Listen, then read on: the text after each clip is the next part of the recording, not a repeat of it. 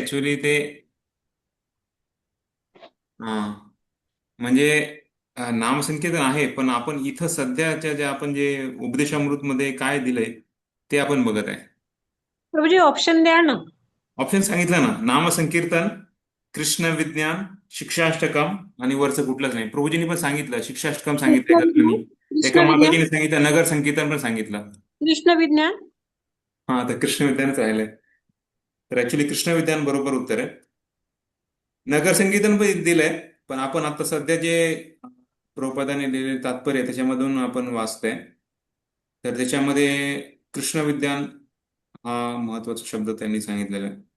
तर कृष्ण विज्ञान आहे, आणि कृष्ण विज्ञानामध्ये मग बाकी भगवंताबद्दलचे नाम रूप गुण लीला त्याच्यामध्ये संकीर्तन पण आहे. हं. तिसरा प्रश्न, भगवान श्री चैतन्य महाप्रभूंनी जे संदेश समजवला, हम्म, भगवान श्री चैतन्य महाप्रभूंचा जो संदेश आहे तो समजण्यासाठी आणि त्यांच्या पदचिन्हावर अनुगमन करण्यासाठी आपल्याला गंभीरतापूर्वक कुणाचं अनुगमन करावं लागणार, अनुसरण करावं लागणार आहे? षड गोस्वामींचं, कृष्ण भक्तांचं, व्रजवासियांचं, किंवा वरीच कुठलंच नाही? हरे कृष्ण प्रभू. जय गोस्वामी. हा. खडगोस्वामी. हम्म. आणखी दुसरं कोणाचं आन्सर काय आहे का?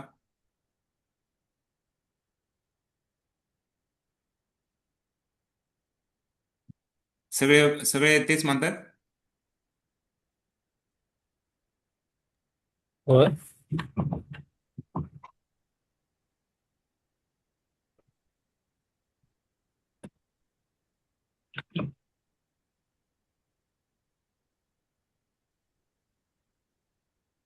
तर बरोबर आहे, षड गोस्वामींचं उदाहरण प्रभुपादांनी सांगितलंय. चैतन्य महाप्रभूंच्या जे त्यांनी हे दिलेले संदेश आणि त्यांच्या पदचिन्हावर अनुगमन करून आपण त्यांचे जे शिष्य आहेत, खास करून षड गोस्वामी, त्यांच्या अनुसरण करायला सांगितलेलं आहे.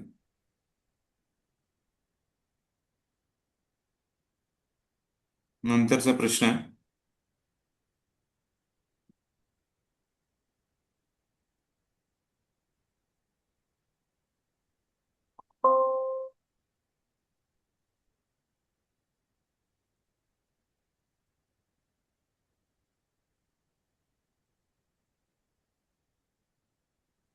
हं. श्री रूप गोस्वामी यांनी हे उपदेशामृत आपल्याला प्रदान केलेलं आहे, ज्याद्वारे आपण काय बनायला पाहिजे. अं, त्याचे हे आहे चार पर्याय: अमृतमय बनायला पाहिजे, सतर्क बनायला पाहिजे, संवेदनशील बनायला पाहिजे, शुद्ध वैष्णव बनायला पाहिजे. हरे कृष्ण शुद्ध वैष्णव बनवतो.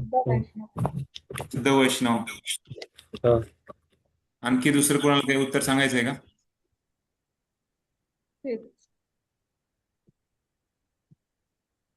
तर शुद्ध वैष्णव बरोबर उत्तर आहे.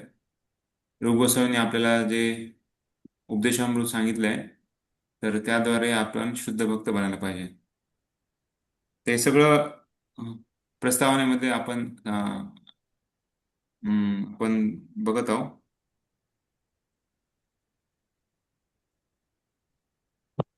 हम्म.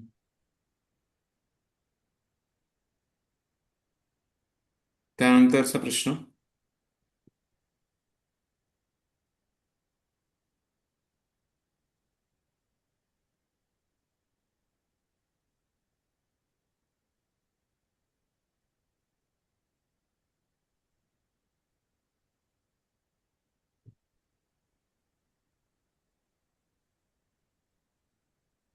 हा, तर श्री रूप गोस्वामी यांनी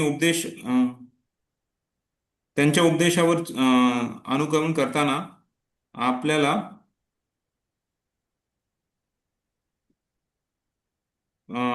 कुठल्या स्तरावर उठायला पाहिजे, तर त्याद्वारे आपली उन्नती, अं, त्याद्वारे आपल्याला आपल्या पुढच्या उन्नतीचा जे रहस्य आहे ते उलगडलं जाईल. तर श्री रूप गोस्वामी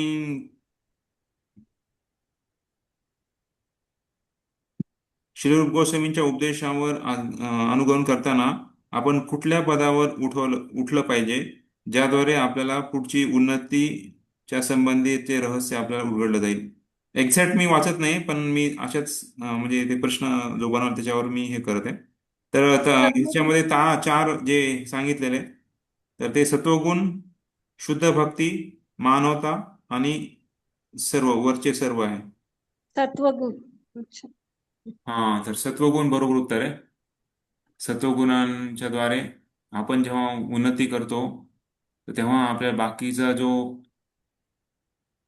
भक्तीचा जो आपण पुढे उन्नती करणार आहे, तर त्याचा उलगडा होईल. त्याच्यामुळे खूप महत्वाचं आहे आपल्याला सत्वगुणामध्ये जायचं आहे. तर रोजचं आपण जे आपला जो वेळ आहे, तो जास्तीत जास्त आपण प्रयत्न करायचा सत्वगुणामध्ये यायला. कलियुगामध्ये खास करून बघतो रजोगुण तमोगुणचा प्रभाव जास्त आहे. पण आपल्याला स्वतःहून प्रयत्न करायला पाहिजे. जेवढं जास्तीत जास्त आपण सत्वगुणामध्ये जाऊ, तेवढं आपल्याला जास्त भक्ती करण्याचा उलगडला आपल्याला होणार. त्यासाठी आपल्या स्वतःला प्रयत्न करावा लागणार आहे की सत्वगुणामध्ये आपण जास्तीत जास्त राहायला पाहिजे. तमोगुण रजोगुणच्या प्रभावापासून आपल्याला वाचायचं आहे. तर त्यासाठी सत्वगुण खूप महत्वाचं आहे, विकसित करणे. आणि मग सत्वगुण जेव्हा आपण विकसित करत जाऊ, मग जसं इथून समजा कुणाला विमान पकडायचंय, तर विमान पकडायला त्याला पहिले विमानतळावर जावं लागणार आहे. लगेच उडून जाऊ शकत नाही.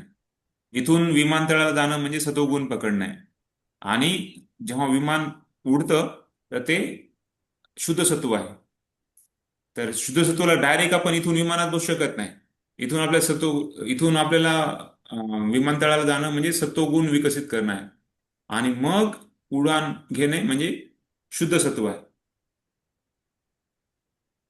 यासाठी आपल्याला प्रयत्न स्वतः करायचे आहेत आणि बाकी सर्वांना पण आपल्याला घेऊन चालायचं आहे. सत्वगुण विकसित करणं, आपला आहार, विचार, राहणं हे सर्व सात्विक असलं पाहिजे. जेवढं आपण सात्विक करू, तेवढं आपल्याला शुद्ध सत्व विकसित करायला आपल्याला मदत होणार आहे. पण जेवढं आपण सात्विक नाही आहे, तेवढं शुद्ध सत्व मिळवणं खूप अवघड जाणार आहे.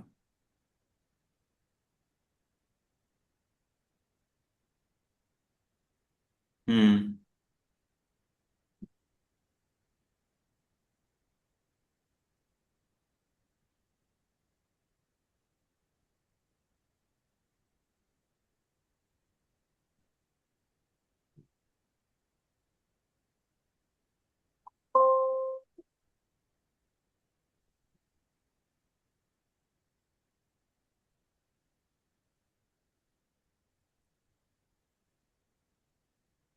हम्म.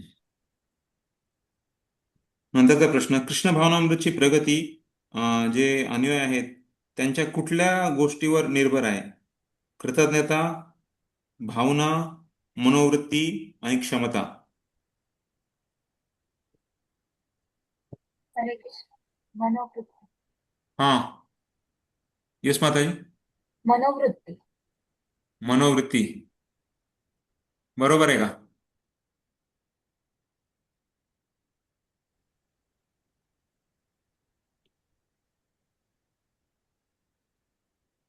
भावना होते ऍक्च्युली. भावना हा. भावना आपली भावना हा. त्याच्यावरती अवलंबून आहे. हम्म. मी पुन्हा एकदा सांगतो. अं, कृतज्ञता, भावना, मनोवृत्ती आणि क्षमता.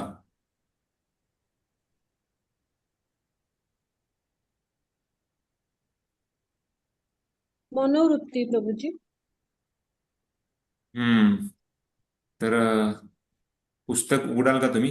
आपल्या शेवटचा जो हे आहे स्टांजा, त्याच्यामध्ये दिलेला आहे रूपादान प्रस्तावना, प्रस्तावनेत शेवटचं. प्रिफेस. हा. प्रस्तावनेत शेवटचं का? हा, शेवटचं. जिथं प्रभुपाद साईन करतात त्याच्या अगोदरचं पहिलाच शेवटचं. उघडलं का? हो. बघितलं का? पहिलीच ओळ आहे त्याची, म्हणजे शेवटच्या पॅरेग्राफची पहिली ओळ. सापडलं का? नाही. नाही सापडलं. मराठी कुठे?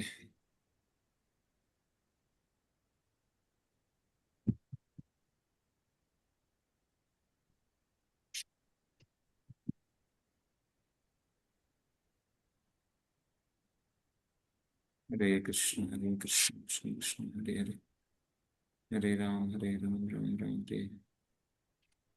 काटेकोरपणे पालन केले पाहिजे. नाही नाही. प्रभूजी असं आहे, कृष्ण भावनेतील प्रगती साधकाच्या मनोवृत्तीवर अवलंबून असते. हा, बरोबर. सापडलं का? हो. लास्ट पॅरेग्राफ आहे ना, त्यातली 7वी 8वी लाईन आहे. ओके, 7वी 8वी लाईन आहे.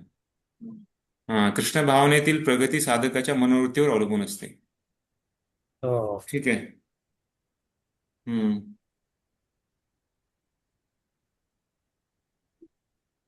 नंतरचा प्रश्न. श्रील रूप गोस्वामींनी अनेक पुस्तकं लिहिली, पण उपदेशामृत जे आहे ते कुठल्या भक्तांच्या खास कुठल्या भक्तांसाठी लिहिलेलं आहे? मध्यम भक्त, शुद्ध भक्त, दीक्षित भक्त, परमहंस भक्त? नाव दीक्षित भक्त, नाव साधक भक्त. नवसाधक. ओके.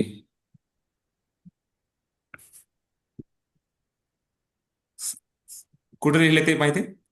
नवसाधक भक्त. हा, त्या स्तंभामध्ये खालतून ती प्रस्तावनेच्या शेवटच्या 4 ओळीत लिहिले. शेवटची 4 ओळी. तिसरी येस. ओळ आहे शेवटची. हम्म. ठीक आहे.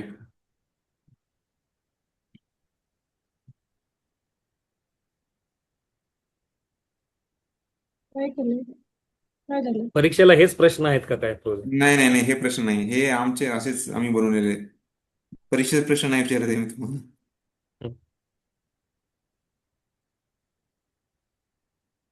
ठीक आहे. बाकीचं नंतरच्या वेळेस बघूया.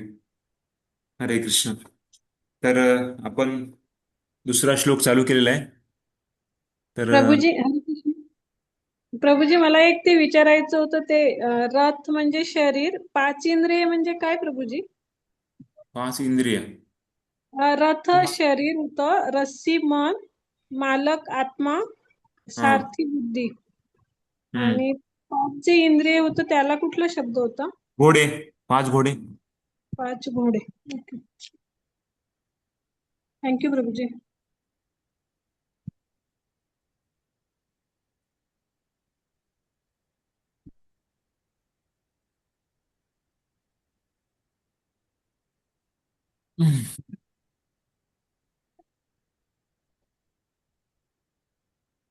तर उपदेशामृत श्लोका नंबर 2.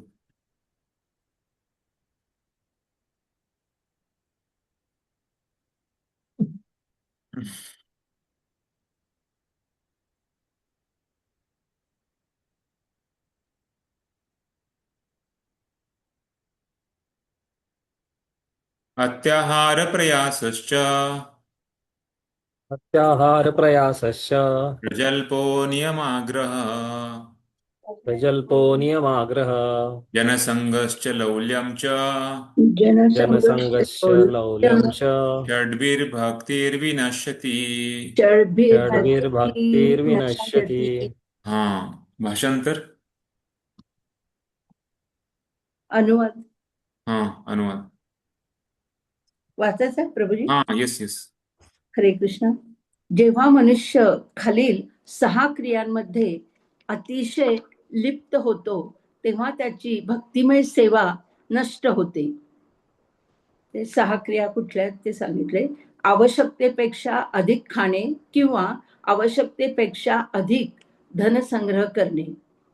2, ज्या ऐहिक गोष्टी प्राप्त करणे अत्यंत कठीण आहे त्या प्राप्त करण्यासाठी क्षमतेपेक्षा अधिक खडतर प्रयत्न करणे. 3, सांसारिक विषयांच्या बाबतीत अनावश्यक गोष्टी बोलणे. 4, आध्यात्मिक प्रगतीकडे लक्ष न देता शास्त्रातील विधिविधानांचे केवळ नावापुरते पालन करणे किंवा शास्त्रातील विधिविधानांचे उल्लंघन करून स्वतंत्र अथवा लहरी आचरण करणे, म्हणजे मन मानेल तसं. 5. कृष्ण भावनेमध्ये स्वारस्य नसणाऱ्या विषयी लोकांशी संग करणे. आणि 6. ऐहिक गोष्टींच्या प्राप्तीची लालसा करणे. धन्यवाद. तर आपण काल ह्याच्याबद्दल अत्याहार बद्दल चर्चा केली. कशा प्रकारे अत्याहार म्हणजे 2 गोष्टी सांगितल्या. कुठल्या 2 गोष्टी सांगितल्या अत्याहार म्हणजे? प्रयास. अत्याहार आणि प्रयास. हा, पण अत्याहारामध्ये कुठल्या 2 गोष्टींचा आपण समावेश केला होता? खाणे आणि वस्तूंचा धनसंचय करणे. हा, अनावश्यक वस्तूंचा धनसंचय करून ठेवणे. खास करून जे आवश्यकता आहे त्याला संचय करायला लागणार आहे, पण जे अनावश्यक आहे, बऱ्याच वेळेस आपण बघतो काही काही डिवोटींकडं 32 GB 64 GB डाटा आहे. म्हणजे एवढे मोठे प्रवचन त्यांनी एकट्ठा करून ठेवलेत, पण ते कधी ऐकणार? वेळच नाहीये. आणि एवढं पुस्तकं कुठं पण गेलं की एक पुस्तक नवीन आणणार. तर बऱ्याच वेळेस बघतो आपण की ते अनावश्यक गोष्टींचा सगळं करतो.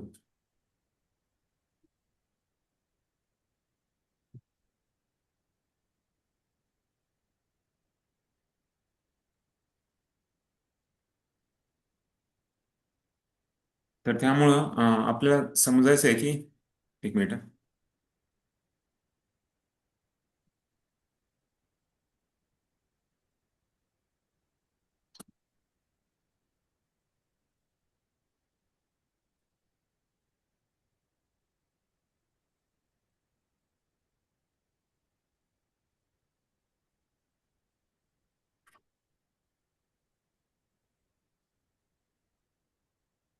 तर ज्या आवश्यक गोष्टी आहेत त्याचा आपल्याला संचय करावा लागणार. म्हणजे अनावश्यक गोष्टी आहेत, तर त्यासाठी आपण, कारण ते ठेवणं, त्याला सांभाळ करणं खूप त्याचा वेळ घालवणार आहे. सर्व करण्याचा उद्देश एकच आहे की जास्तीत जास्त वेळ आपला भगवंताच्या साठी जावा.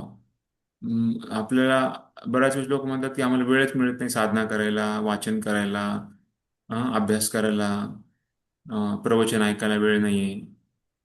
तर मग आपण प्रश्न विचारला पाहिजे स्वतःला की भौतिकवादी लोक एवढं सगळं, ते त्यांची कामं असतात तरी पण ते वेळ काढतात स्वतःचा भोग करण्यासाठी, हा, पिक्चर बघण्यासाठी, बाकी गोष्टी करण्यासाठी.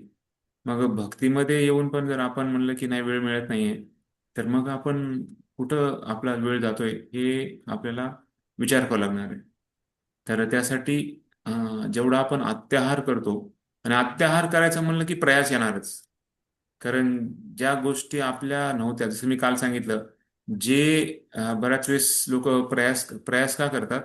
कारण ज्या जो पैसा त्यांचा नाहीये, म्हणजे लोन काढून पैसा घेणे आणि मोठमोठे फ्लॅट विकत विकत घेणे, किंवा मोठमोठे घर विकत घेणे, किंवा मोठमोठ्या गाड्या विकत घेणे, आणि ते लोन मग जीवनभर ते फेडत बसणे. तर जो पैसा त्यांचा नव्हता, म्हणजे तो लोनचा होता, लोन घ्यायचा, लोन घेऊन पैसा पैसा मिळवलेला, तर त्या पैशाचं त्यांनी, हा, तर त्या पैशाचा त्यांनी वापर केला त्या फ्लॅट घेण्यासाठी. तर त्यामुळे ते सांगतात ना की ज्या गोष्टी आपल्या म्हणजे अति जेव्हा करतो, तेव्हा मग आपल्याला ते मिळवण्यासाठी अति प्रयास पण करावा लागणार.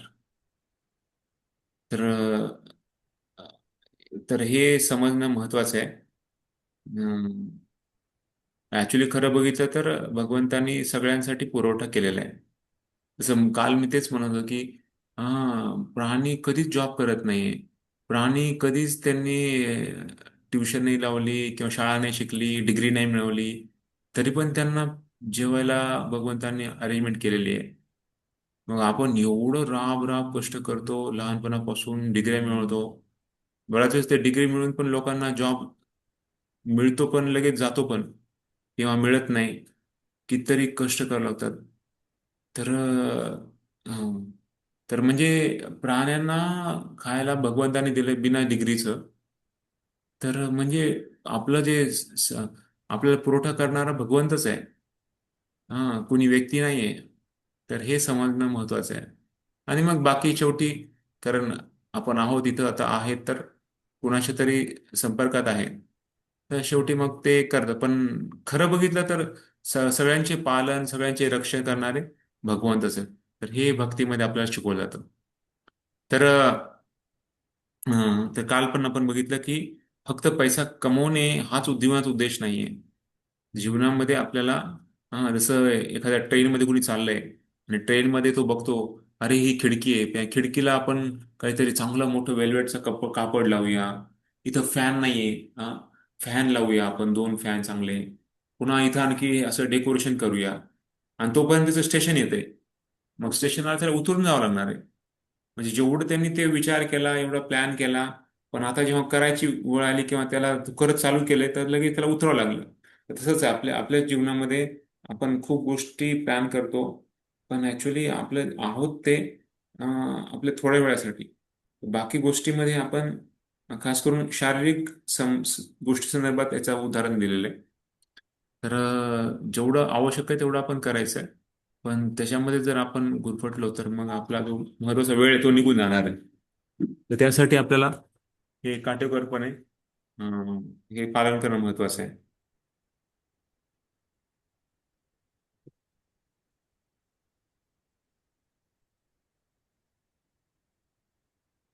तर ऍक्च्युली बघितलं तर हे सगळं मोठमोठ्या कंपन्या का चालू झाल्या?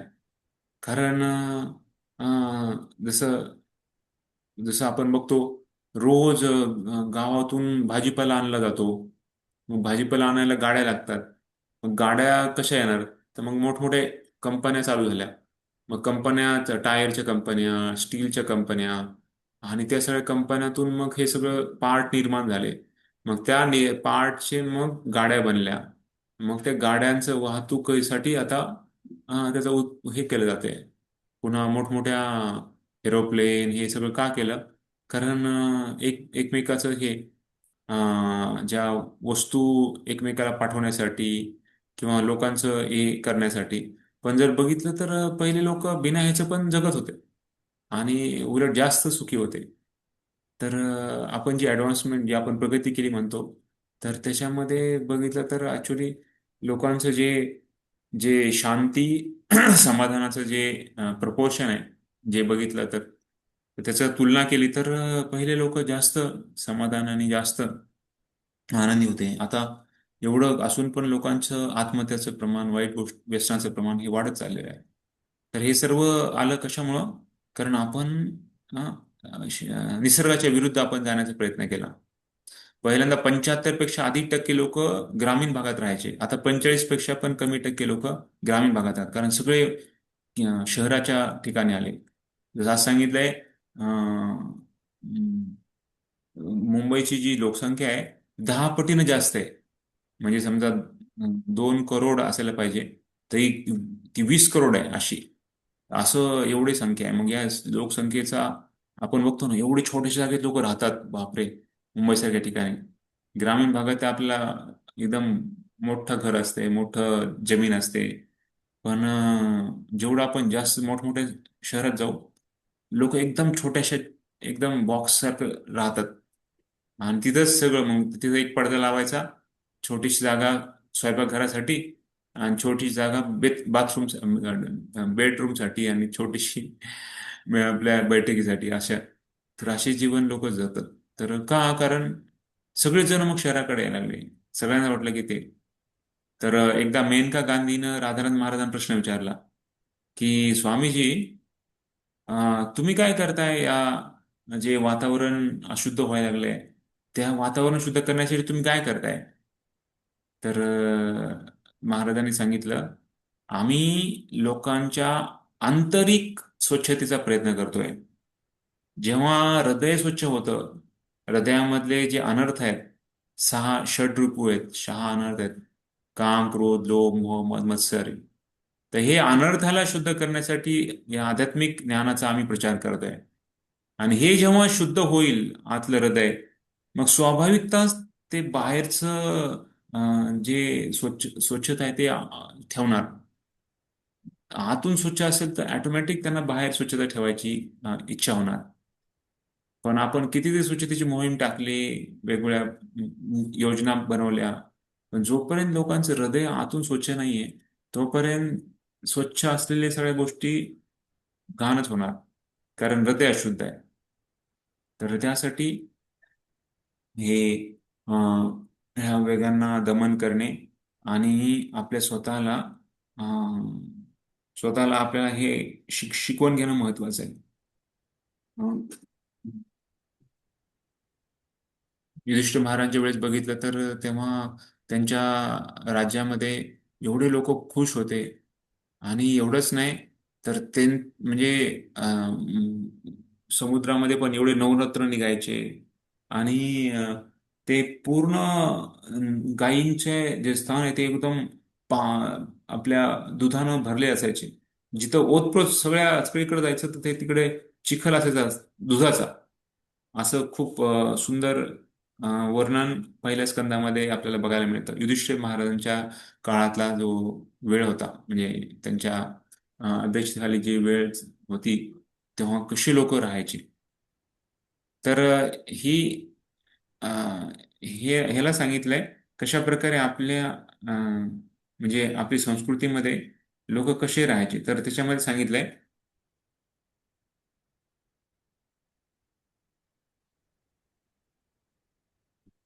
तर हम्म, तर आपली जी संस्कृती कशी होती तर एकदम म्हणजे केंद्रबिंदू भगवंताला होते.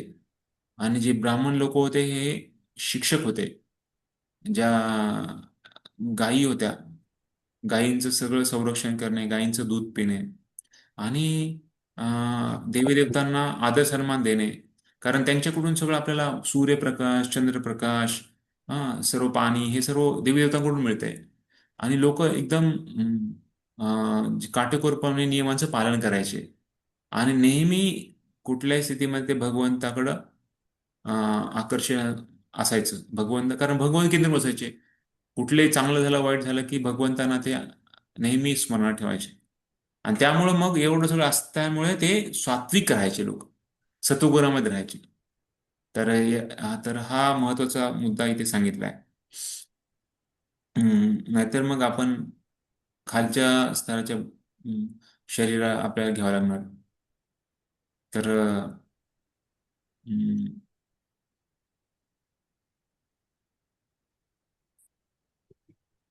तर अशा प्रकारे आपण काल चर्चा केली.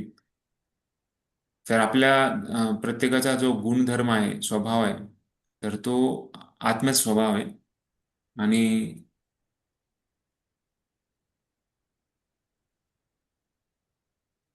तर जो आत्म्याचा व्यवसाय काय आहे की भागवत धर्माचं पालन करणे. तर हा आपला खरा स्वभाव आहे. भागवत धर्माचं पालन करणे म्हणजे जे शास्त्रामध्ये सांगितलेले वचन आहे त्याला आपल्याला पालन करणे. बाकी मग आपण वेगवेगळे व्यवसाय करतो. कोणी डॉक्टर आहे, कोणी इंजिनियर आहे, कोणी वेगवेगळे आणखी स्वतःचे व्यवसाय असतात. पण जो खरा व्यवसाय आपल्या आत्म्याचा आहे, हे शारीरिक व्यवसाय झाले आपले. आत्म्याचा व्यवसाय काय आहे तर भागवत भक्ती करणे, भागवत धर्माचं पालन करणे. हम्म,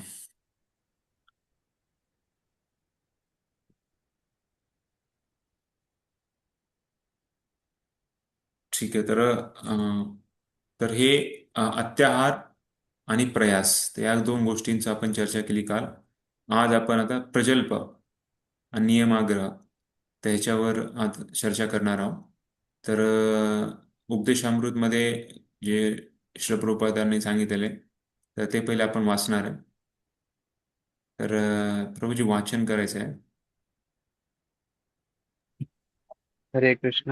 हरे कृष्ण. पेज नंबर 20 वरती फर्स्ट पॅरेग्राफ आहे, आवश्यकतेपेक्षा अधिकचा संग्रह करणे. कालचं थोडं तिथपर्यंत वाचायचं राहिले वाचतोय. त्यात. येस. हा, वाच. कोण वाचतंय का? म्हणजे वाचतोय. हा, वाचा मग. आवश्यकतेपेक्षा अधिकांचा संग्रह करणे किंवा अधिक खाणे हे प्रयासाला सुद्धा कारणीभूत होते. परमेश्वराच्या योजनेमुळे जर मनुष्याकडे थोडी जमीन आणि दुभती गाय असेल तर तो जगाच्या पाठीवर कोठेही शांततेने राहू शकतो. मनुष्याला उदरनिर्वाहाकरिता स्थलांतर करण्याची मुळीच आवश्यकता नाही, कारण राहत्या ठिकाणीच तो धनधान्य पिकू शकतो आणि गायीपासून दूध मिळवू शकतो. यामुळे त्याच्या सर्व आर्थिक समस्या सुटतील. सुदैवाने कृष्ण भावनेचे अनुशीलन करण्याकरिता अथवा परमेश्वराला जाणण्याकरिता, परमेश्वराशी असणारा मनुष्याचा संबंध जाणण्याकरिता आणि जीवनाचे अंतिम लक्ष भगवत प्रेम प्राप्त करण्याकरिता मनुष्याला श्रेष्ठ अशी बुद्धी प्राप्त झाली आहे. दुर्दैवाने तथाकथित सुसंस्कृत मनुष्य भगवत साक्षात्काराची पर्वा न करता आपल्या बुद्धीचा उपयोग आवश्यकतेपेक्षा अधिक वस्तूंचा संग्रह करणे आणि जिव्हा तृप्त्यर्थ खाणे यासाठीच करतो. परमेश्वराच्या योजनेमुळे सर्व जगभर मनुष्याला दुधाचे आणि धान्याचे उत्पादन करण्याला पुरेसा वाव आहे, परंतु भगवत साक्षात्काराचे अनुशीलन करण्याकरिता आपल्या श्रेष्ठतर अशा बुद्धीचा उपयोग न करता तथाकथित बुद्धिमान मनुष्य अनावश्यक आणि नको असलेल्या वस्तूचे उत्पादन करण्याकरिता आपल्या बुद्धीचा उपयोग करीत आहे. अशा रीतीने कारखाने, कत्तलखाने, वेश्यालये आणि मद्याची दुकाने उघडली जातात. अत्याधिक वस्तूचा संग्रह करू नये, अत्याधिक खाऊ नये, वाजवीपेक्षा अधिक श्रम करू नयेत, कृत्रिम सुखसाधने जवळ ठेवू नयेत, असा जर लोकांना उपदेश केला तर त्यांना वाटते की त्यांना पुरातन जीवन पद्धतीकडे परत जाण्याचा उपदेश केला जात आहे. सामान्यपणे लोकांना साधी राहणी आणि उच्च विचारसरणी आवडत नाही, हेच त्यांचे दुर्भाग्य आहे. धन्यवाद माताजी. हरे कृष्ण. तर पुन्हा आपण हेच कालच अत्याहाराचं बद्दलच आणखी थोडंसं वाचायचं राहिलंय, तर ते आपण बघत आहोत. तर भगवंताची अशी योजना आहे, मनुष्याकडे थोडी जमीन आणि दुधती गाय असेल, कारण प्रभुपाद सांगतात दुधाच्या पासून आपण 400 प्रकारचे वेगवेगळे म्हणजे वेगवेगळे आपण पदार्थ बनवू शकतो दुधापासून फक्त. आणि जमिनीमध्ये आपल्याला खायला किती गोष्टी लागतात. मी बघितलं कोथिंबीर सहजही येते आणि बाकी काही भाज्या आहेत त्या सहजही आपल्याला मिळू शकतात प्रत्येकाच्या ह्याच्यामध्ये आवश्यकतेनुसार. पण भगवत म्हणतात कुठेही जगाच्या कुठल्याही पाठीवर कुठेही शांततेने राहू शकतो. आणि प्रभुपादांनी करून दाखवलं. कितीतरी ठिकाणी प्रभुपादांनी जे फार्म हाऊस उघडलं त्याच्यामध्ये त्या सगळे भक्त एकत्र येऊन गायी आणि जमीन शेत करत करत होते. आज पण न्यू वृंदावनचं जागा आहे. काही काही ठिकाणी गुरुकुल पण उघडलेले आहेत. तर आपली संस्कृती आहे तर ती शिकवते, कारण उद्देश एकच आहे. आणि मग बघतो कितीतरी आज ते दक्षिण भारतामध्ये 108 काय म्हणतात त्याला, जे हम्म, दक्षिण दिव्य भारत, देशम. दिव्य देशम, 108 दिव्य देशम आहेत. आणि तिथं जे पुजारी होते त्या पुजाऱ्यांचे मुलं अमेरिकेला गेले, इकडे तिकडे शिकायला गेले. आणि मग त्या ब्राह्मणांनी त्यांच्या पोरांकडे जाऊन बसले. मग बऱ्याच ठिकाणी पुजारी नव्हते, ब्राह्मण नाहीयेत सेवा करायला. आणि किती जरी आपण पैसे देऊन लोकांना घेतलं पूजा करायला, ते त्यांच्याकडे भक्ती नाहीये, मग ते नावाला पूजा करणार. आणि असं बऱ्याच ठिकाणी व्हायला लागलंय. दुर्दैवाची गोष्ट आहे, इस्कॉनमध्ये पण काही वेळेस असं पेड पुजारी म्हणून सेवा करायला ठेवावं लागायला लागलं. तर हे ऍक्च्युली एवढं चांगली पद्धत नाहीये. अमेरिकेसारख्या ठिकाणी बऱ्याच ठिकाणी करावं लागतं असं, कारण भक्तच नाहीये. तर ऍक्च्युली हे खूप महत्वाचं आहे की आपण जेव्हा म्हणजे मग आता काही एक एक भक्त आहेत, तर ते खास करून दक्षिण भारतामध्ये खूप मोठे ब्राह्मण वैष्णव आहेत. तर त्यांनी मग अशी एक मोहीम ठेवली आहे की ते आता वेगवेगळ्या ठिकाणी जातात आणि तिथल्या जे हे ब्राह्मण लोक तिकडे गेलेत तर त्यांना बोलवून, त्यांना प्रवचन करून, त्यांना पुन्हा एकदा प्रवृत्त करून त्यांना ते वापस इकडे आणतायत. तर तर हे खूप मोठं सेवा आहे. तर ते सांगत होते की ऍक्च्युली बराच वेळेस, आणि मग ते ब्राह्मण हुशार, पोरं हुशार आहेत. मग ते सॉफ्टवेअरची कोडिंग आणि त्याच्यामध्ये ते त्यांचा पूर्ण बुद्धी लावतायत. ऍक्च्युली त्यांची बुद्धी भगवंतासाठी लावायला पाहिजे, भगवंताच्या सेवेसाठी, तर ती तिकडे डायव्हर्ट व्हायला लागली आहे. तर बराच वेळेस अं, असं नाही की म्हणजे त्यांनी काही शिकायला नाही पाहिजे, त्यांनी काही करायला नाही पाहिजे, असं नाही. पण बराच वेळेस असं बघितलं जातं की खूप मुलं, त्यांना बंबार्डिंग केलं जातं की नाही तू हे केलंच पाहिजे, हे नाही केलं तर तू जीवन अयशस्वी आहे. आणि मग त्यामुळे मग त्या मुलाचं पण इकडं पण नाही तिकडं पण, आणि करू पण शकत नाही. त्याचा मग पूर्ण मध्ये तो चेंगरला जातो. तर तर हे सगळं कारण सोसायटीनं सांगितलं की हा हे झालं म्हणजे जीवन यशस्वी आहे, नाहीतर मग जीवन अयशस्वी आहे. तर त्यामुळं मग कितीतरी मुलांना ते टेन्शन स्ट्रेसमुळं खूप आत्महत्या आणि बाकी वाईट व्यसन हे सगळं ह्याच्यामध्ये जातं. तर तर त्याच्यामुळं मेन आपली गोष्ट आहे की मनुष्य जीवनाचा सर्वात महत्वाचा उद्देश आपण प्राप्ती किती केलाय, किती टक्के आपण प्रगती केली आहे भगवंताला प्राप्त करण्याची. बाकी मग गोष्टी, भौतिक गोष्टी कमी जास्त झाल्या तरी त्याचं जास्त वाटून नाही घेतलं पाहिजे. महत्वाचं आहे की किती आपण स्वतः प्रगती केली आहे भगवत धामाची प्राप्ती करण्यासाठी, साक्षात्कार करण्यासाठी. हम्म.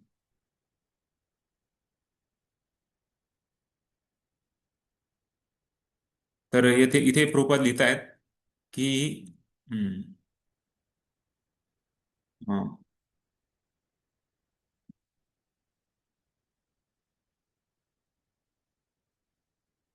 भगवत प्रेम करण्याकरिता मनुष्याला श्रेष्ठ अशी बुद्धी प्राप्त झाली आहे. कारण कृष्ण भावनेचे अनुशीलन करण्याकरिता किंवा परमेश्वराला जाणण्याकरिता, परमेश्वराची असणारा संबंध जाणण्याकरिता आणि जीवनाचे अंतिम लक्ष्य म्हणजे भगवत प्रेम प्राप्त करण्यासाठी अशी बुद्धी झालेली आहे.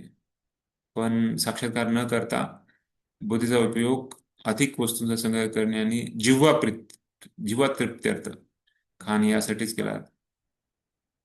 हम्म.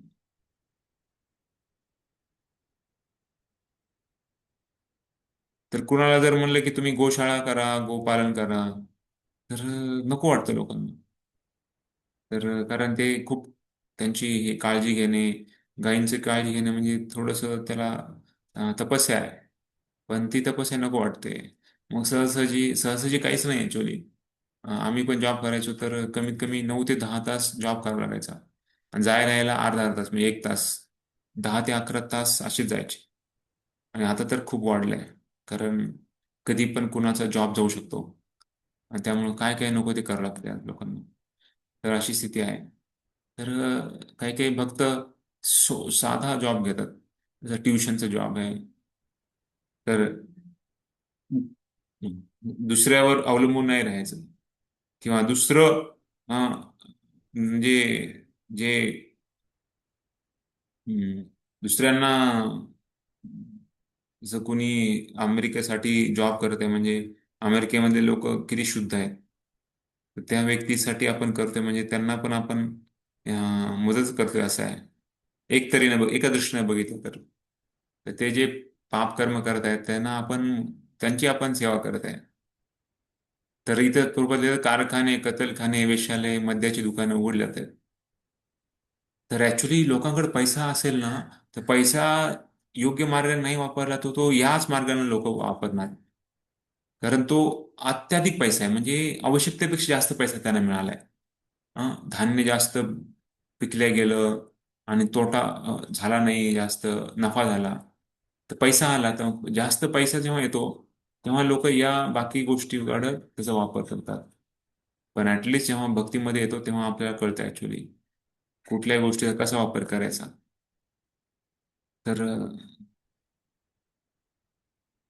कृपादिदात त्यांना वाटतं की पुरातन जीवन पद्धतीकडे परत जाण्याचा उपदेश केला आहे काय. तर ऍक्च्युली हे त्यांचं दुर्भाग्य आहे. येस, पुढे वाचाय.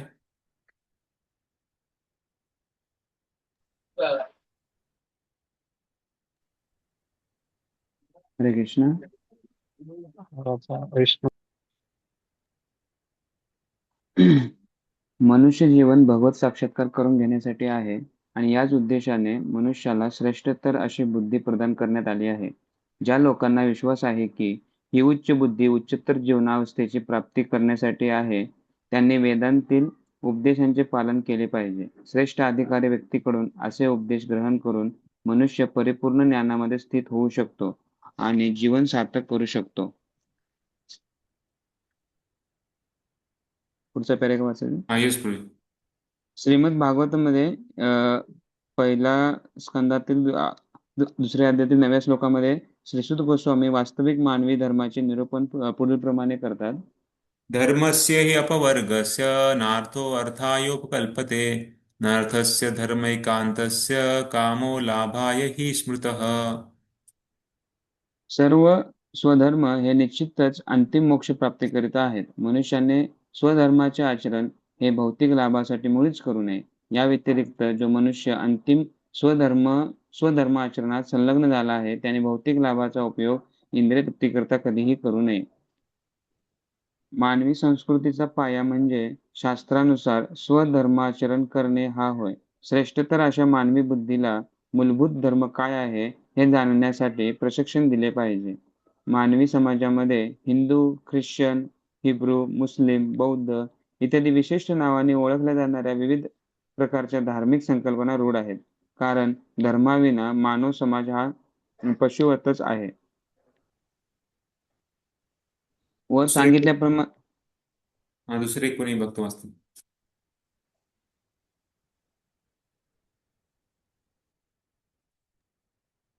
मी वाचतो. पर ठीक आहे. वर सांगितल्याप्रमाणे धर्मस्य ह्यपवर्गस्य नार्थोपकल्पते. धर्म हा मोक्ष प्राप्तीकरिता आहे, उदरनिर्वाहाकरिता नाही.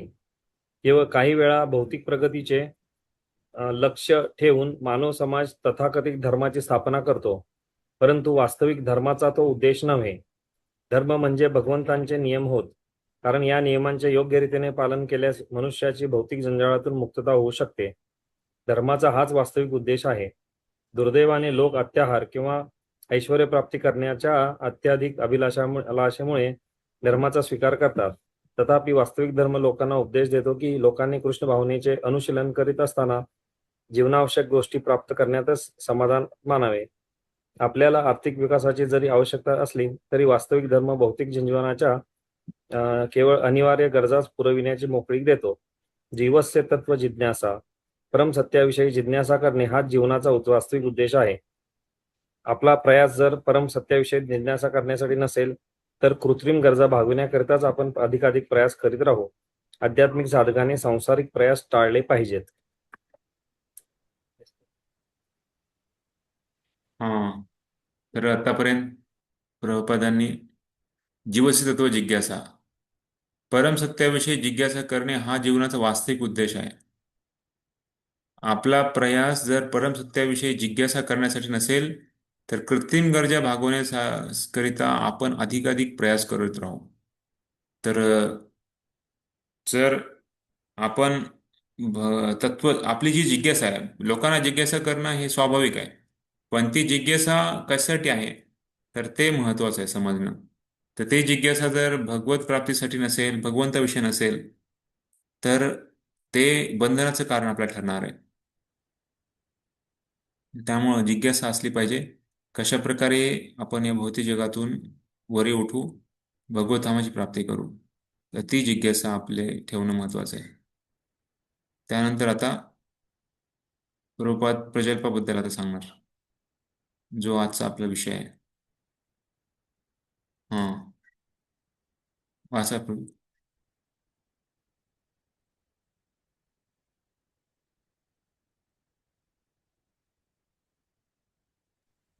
हरे कृष्णा. माताजी वाचा.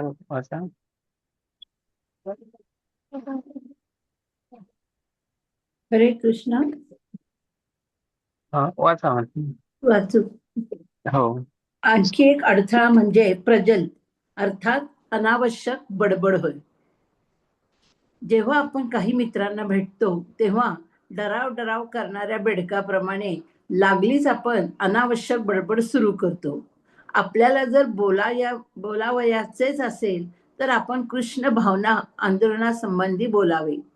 जे कृष्ण भावना आंदोलनाच्या बाहेर आहेत त्यांना भरमसाठ वर्तमानपत्रे व कादंबऱ्या वाचण्यामध्ये, शब्दकोडी सोडवण्यामध्ये आणि इतर अनेक अर्थहीन गोष्टी करण्यामध्ये स्वारस्य असते, म्हणजे इंटरेस्ट.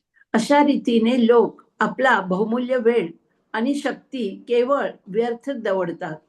पाश्चात्य देशांमध्ये सक्रिय जीवनातून निवृत्त झालेले वृद्ध लोक पत्ते खेळतात, मासेमारी करतात, टीव्ही पाहतात आणि सामाजिक राजनैतिक योजनांसंबंधी निरर्थक वाद घालत बसतात. या सर्व तसेच इतर निरर्थक गोष्टींचा समावेश प्रजल्पामध्ये होतो.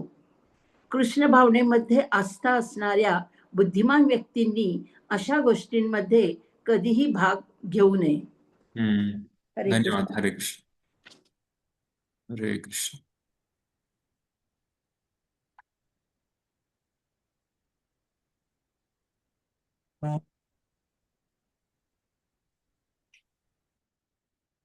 तर काल आपण स्लाइड मधून बघितलं कसं प्रभूजींनी इथे हा श्लोक आपण बघितला, धर्मस्य वर्गस्य. तर मनुष्य जीवनामध्ये सर्वात महत्वाचा आहे की धर्म आहे तर तो कशासाठी असला पाहिजे, अर्थ आणि कामसाठी नसला पाहिजे, तो भगवंताच्या संबंधित भगवंताची प्राप्तीसाठी असलं पाहिजे. तर आणि तो शास्त्राद्वारे ते नियुक्त आहे त्याप्रमाणे आपण असलं पाहिजे. तर सुत गोस्वामींचं हे श्लोक प्रभुपादांनी इथे लिहिलेलं आहे तात्पर्यामध्ये. तर त्यामुळं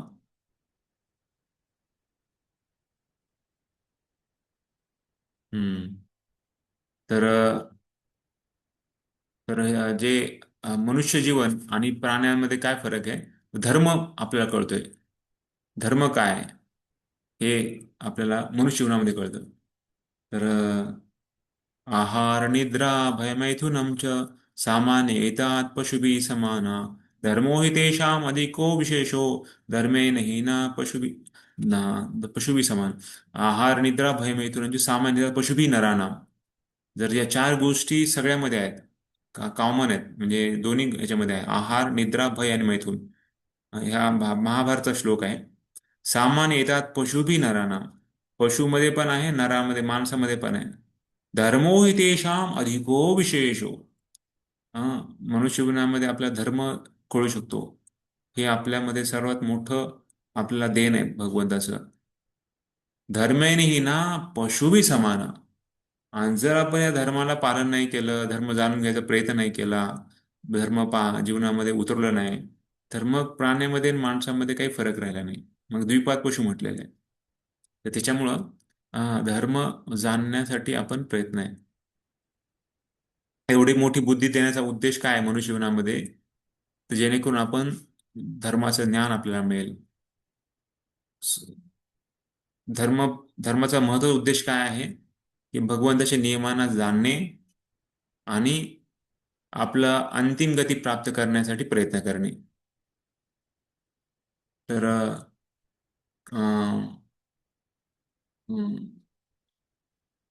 असंतुष्टता, आज आज श्रीमान सुदामा प्रभू यांनी प्रवचन दिलं NVC मध्ये.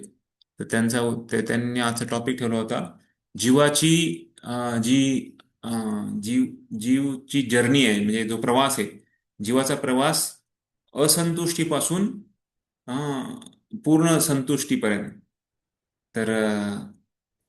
तर त्यांनी सुंदर सांगितलं प्रवचनामध्ये कशा प्रकारे जीव कशामुळे दुःखामध्ये आहे आणि कशा प्रकारे तो जर जीवनामध्ये त्यांनी कृतज्ञता हा महत्वाचा जीवनामध्ये पालन केलं तर तो कशा प्रकारे कुठल्याही स्थितीला तो योग्य दृष्टीने बघू शकतो.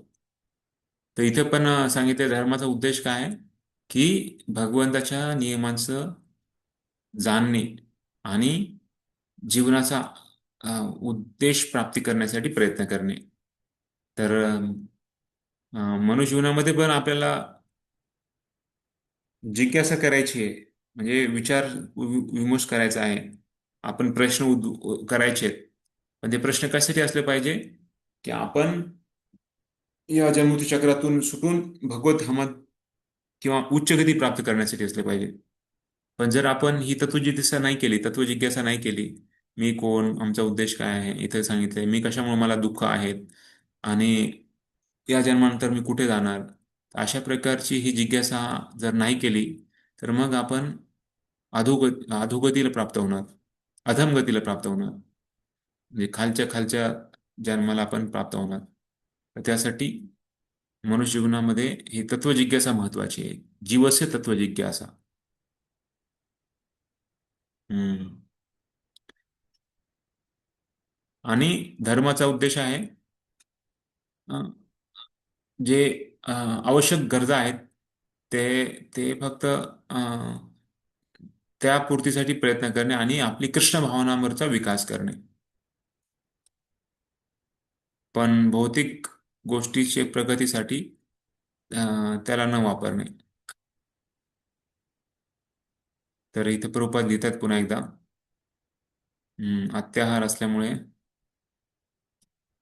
त्यांना खूप म्हणजे, कारण त्यांना अत्याहारचा इथे प्रभुपादांनी एक अर्थ लिहिलाय की ज्या अनावश्यक गरजा, अनावश्यक इच्छा, तर लोकांना खूप भौतिक इच्छा जास्त असतात. तर भौतिक इच्छामुळं आपल्याला मग कार्य करावं लागतात, त्या प्रयास करावा लागतो. तर त्या अनावश्यक ज्या इच्छा आहेत ज्याद्वारे भौतिक प्रगती करायची इच्छा आहे, तर त्या इच्छा सोडून देणे. हम्म. आणि शेवटचा त्यांनी सांगितलंय हम्म, तर जर आपण भगवंताची जर विचारपूस नाही केली, तत्वजिज्ञासा नाही केला, तर फक्त आपण आपल्या ज्या अनावश्यक गरजा आहेत त्याच पूर्ती करण्यासाठी आपण प्रयत्न करणार. तर मग आता हे कसं आपल्याला कसं आपण ह्याच्यावर मात करायची, तर अत्याहाराबद्दल सांगितलंय. अं, तर जेवढं आवश्यक तेवढंच आपण भौतिक गोष्टींचा संग्रह करणे आणि अनावश्यक नाही करणे, खाण्याबद्दल संयम करणे. प्रयासबद्दल सांगितलंय. हम्म,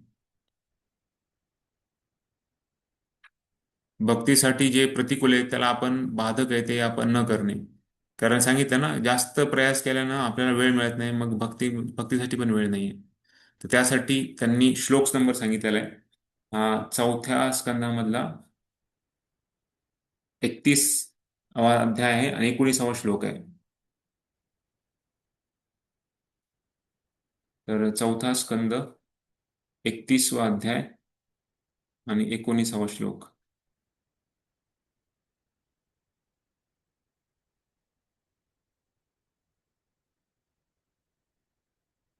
तर ह्याच्यामध्ये नारद मुनी प्रचेताजला उपदेश देत आहेत कशा प्रकारे आपण आपल्या जीवनामध्ये संतुष्टता आणली पाहिजे. तर त्या संदर्भात ते खूप सुंदर उपदेश देत आहेत. हा श्लोक आपण जर समजला तर आपल्या जीवनामध्ये आपण संतुष्टी आरामात प्राप्त करू शकतो.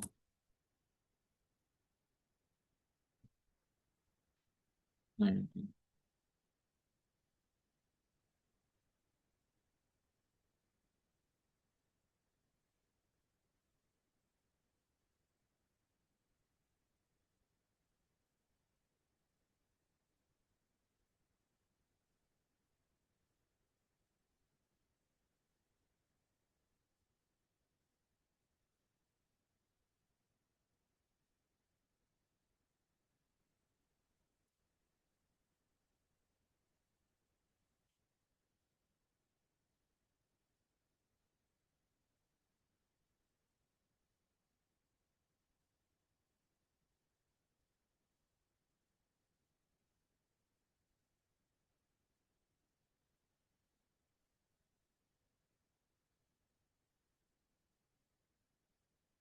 सर्वांनी मानायचा प्रयत्न करा. दया सर्वभूतेषु दया सर्वभूतेषु संतुष्ट्या येन केन वा संतुष्ट्या येन केन वा सर्वेंद्रियोपशांत्या च सर्वेंद्रियोपशांत्या तुष्यत्याशु जनार्दनः.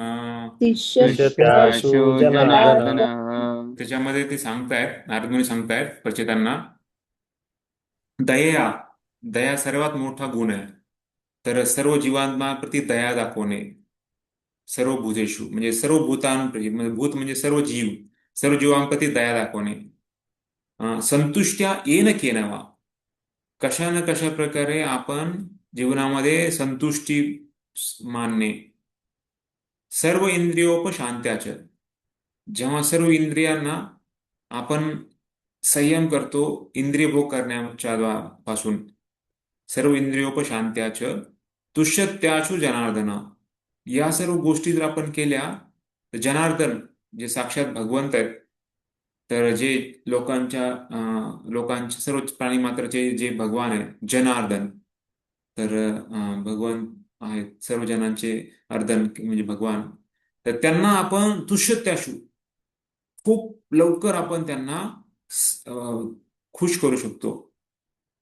तर या 4 गोष्टी त्यांनी सांगितल्यात. दया सर्वभूती, 3 गोष्टी, सॉरी 3 गोष्टी काय आहेत, तर सर्व जीवात्म्यांप्रती दया दाखवणे, संतुष्ट्या येन केनवा, आपण आपली समाधानता कशा ना कशा प्रकारे समाधान ठेवलं पाहिजे आणि आपल्या इंद्रियांना दमन केलं पाहिजे, इंद्रिय भोगापासून त्यांना वाचवलं पाहिजे. तर अशा प्रकारे आपण भगवंताला खुश करू शकतो.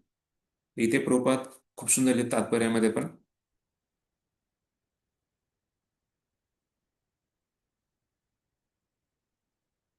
तर दया सर्व भूतेषु,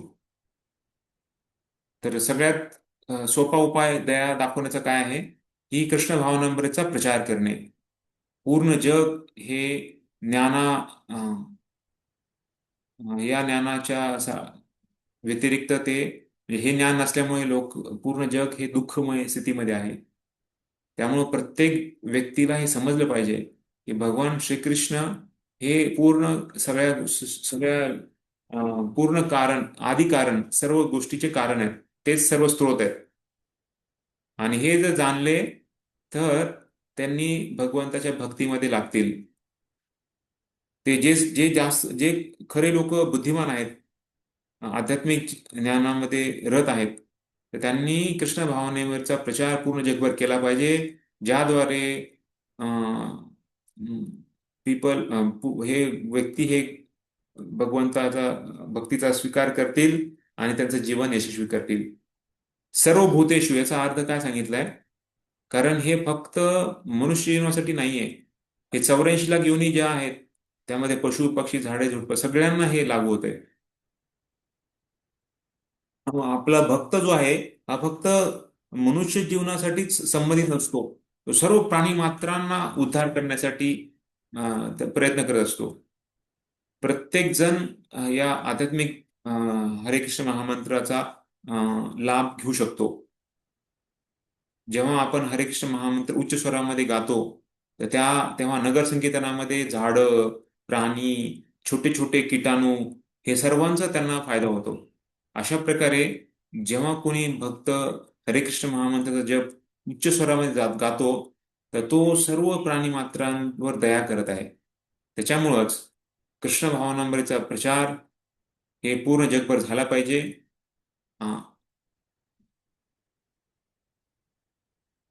आणि अशा प्रकारे भक्त हा कुठल्याही स्थितीमध्ये तो समाधानता मानतो. नारायण परा सर्वे न कुतश्च न बिभ्यती स्वर्गापवर्ग नरकेषु अपि तुल्यार्थ दर्शन. तर शिवजी हे पार्वतीला सांगतायत 6व्या स्कंदामध्ये 17व्या अध्यायामध्ये 28वा श्लोक आहे. तर ते सांगतायत शुद्ध भक्ताला स्वर्ग किंवा नरक हे काही बाधा ठरत नाही प्रचार करण्यासाठी.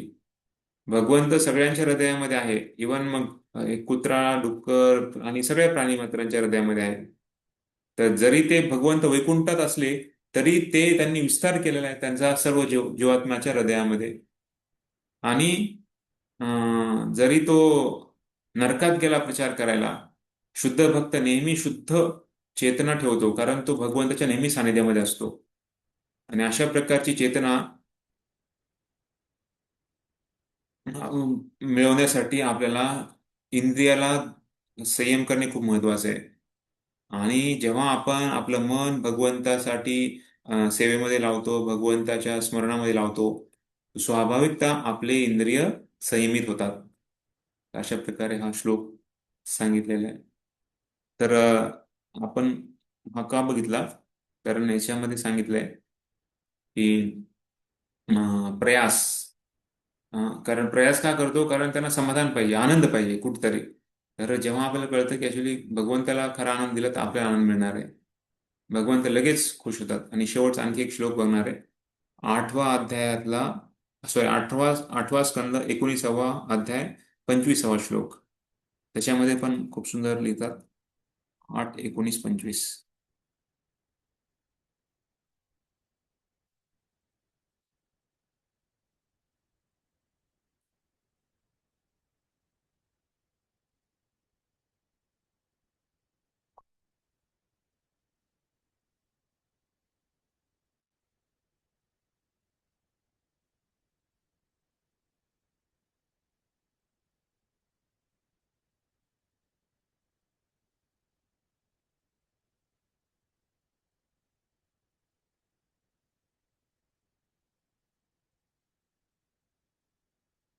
पुंसोऽयं संस्कृतेर्हेतुर्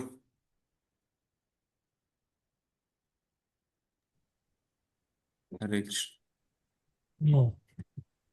पुंसोऽयं पुंसोऽयं संसृतेर्हेतुः सन् असन्तोषोऽर्थकामयो असन्तोषोऽर्थकामयो असन्तोषोऽर्थकामयो यदृच्छयोपपन्नेन यदृच्छोपपन्नेन यदृच्छयोपपन्नेन यदृच्छयोपपन्नेन सन्तोषो मुक्तये स्मृतः. संतोषो सन्तोषो मुक्तये मुक्तये स्मृता. स्मृतः. त्याच्यामध्ये पण सांगितलंय कशा प्रकारे लोकांना, लोक असमाधानी का आहेत या भौतिक जगामध्ये? कारण ते काम भोगाची इच्छा आहे आणि जास्तीत जास्त पैसा कमवण्यामध्ये लोक या भौतिक इच्छेमध्ये अतृप्त आहेत, म्हणजे तृप्त नाही आहेत. तर हेच भौतिक जगाच्या या राहण्याचं कारण आहे. जे भौतिक जग म्हणजे काय? जन्ममृत्यू चक्र आहे. पण जेव्हा कोणी समाधानी होतो, अं, की त्याला वाटतं की अरे हे माझ्या कर्मामध्ये लिहिलेलं आहे, अं, आणि मला जे मिळणार आहे ते मिळणार आहे. तर अशा प्रकारे जो समाधान मानतो, तर तो मुक्तीसाठी लायक आहे, मुक्ती मिळण्यामध्ये तो पात्र आहे, अशा प्रकारे सांगितलेलं आहे. तर बेसिकली भक्त काय म्हणतात की ऍक्च्युली आपण मला तर खरं खूप दुःख मिळायला पाहिजे होतं, भगवंतानी ते कमी केलेले कारण मी भक्ती करत आहे. तर आता भगवंताची जी इच्छा आहे त्याप्रमाणे आपण राहू. तर या भावनेने ते भक्त राहतात. तर या दोन श्लोकांच्या आधारे सांगितलंय की आपण प्रयास कमी केला पाहिजे. कारण जे कर्मामध्ये मिळालेलं आहे, जसं दुःख येतंय तर सुख पण आपल्याला लिहिलेलं आहे आणि ते सुख येणार. तर त्याप्रमाणे सुख दुःखाच्या जास्त गोष्टी आपण जास्त विचार नाही केला. आता त्या प्रजल्प काय आहे? प्रजल्पामध्ये आता त्याच्यामध्ये आणखी जास्त सांगतात तुळ गोस्वामी. तर प्रजल्प आज आपण ते वाचलंय, तर ते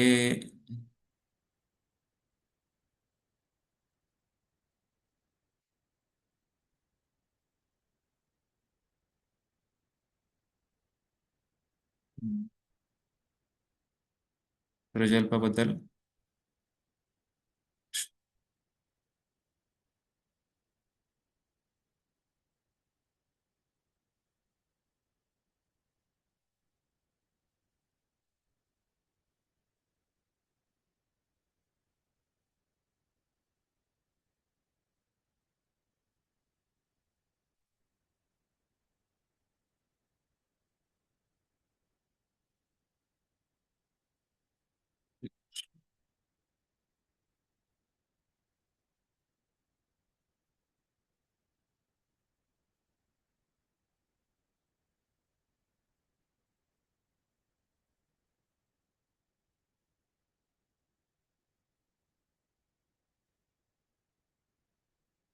हा, तर प्रजल्पाबद्दल सांगितलं, प्रभुपादांनी लिहिलं. कशा प्रकारे ते बेडकाचं कोण घेणार? तर बेडूक जेव्हा आपण पावसामध्ये बघतो आपण, हम्म, रात्री जेव्हा बेडक्याप्रमाणे ते डराव डराव असा आवाज काढते, तर ऍक्च्युली स्वतःहून ते सापाला बोलवत आहे. पण ते पण बघितलं मागच्या वेळेस. आठवते कुठं बघितलं आपण? पहिल्या वाचो वेग मध्ये. हा तर पहिल्या श्लोकामध्ये आपण बघितलं. तर इथं अनावश्यक बडबड करतोय, कारण तो त्याला माहित नाही की आता मला साप येऊन मला चावेल म्हणून. तर आपण बघतो बऱ्याच वेळेस ट्रेनमध्ये जाताना लोक काय निरर्थक बडबड करत असतात, आणि कधी कधी त्या बडबड संपत पण नाही. रात्र रात्री 12 वाजेपर्यंत लोक बडबड करत असतात. तर काय त्यांना काहीतरी विषय पाहिजे, आणि विषय खूप आहेत या जगामध्ये. बोलण्यासाठी विषय खूप ठेवलेले आहेत, जसं वर्तमानपत्र, मॅगझिन, नॉवेल, काय नको ते, म्हणजे एवढे विषय आहेत लोकांना बोलण्यासाठी. तर तिथे भागवतामध्ये आणखी एक श्लोक येतो की कसे लोक वेगवेगळ्या विषयांवर बोलतायत, आणि त्याच्यामध्ये त्यांना आनंद वाटतोय. त्यांना असं वाटत नाही की आपण काहीतरी निरर्थक गोष्ट करताय. त्यांना त्यांना खूप आनंद वाटतो त्याच्यामध्ये. तर दुसऱ्या स्कंदामध्ये पहिल्या अध्यायामधला दुसरा श्लोक, 2.1.2.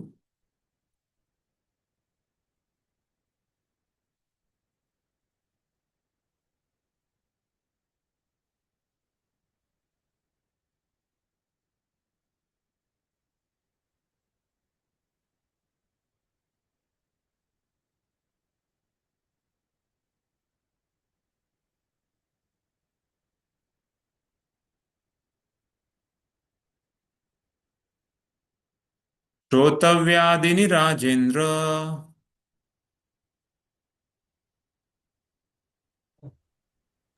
श्रोताव्यादिनी राजेंद्र, नृणां सन्ति सहस्रशः, नृणां नृणां संती सहस्रशः, सहस्रशः अपश्यताम् आत्मतत्त्वम्, अपश्यताम् अपश्यताम् आत्मतत्त्वम् आत्मतत्त्वम् आत्मतत्त्वम् गृहेषु गृहमेधिनाम्.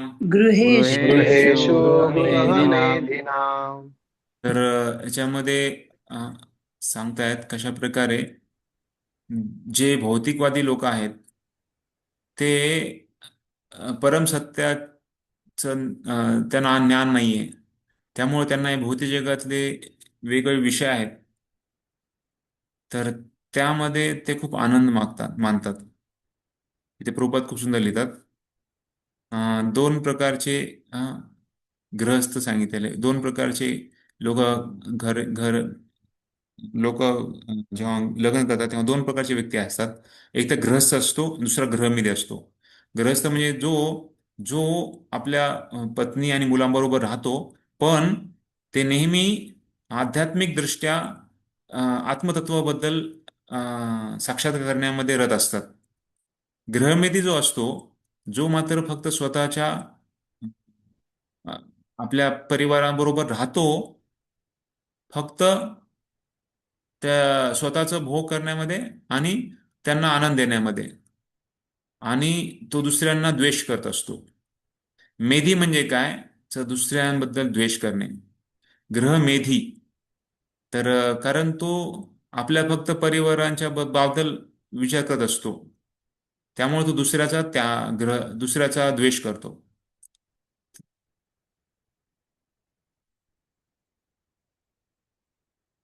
त्यामुळे गृहमेधी दुसऱ्या गृहमेधीचा मित्र बनू शकत नाही. आणि मग बाकी दुसरं काय म्हणायचं, बाकीच्या एक समाज किंवा एक राष्ट्र याबद्दल काय सांगायचं, कारण ते सगळे स्वार्थी असतात.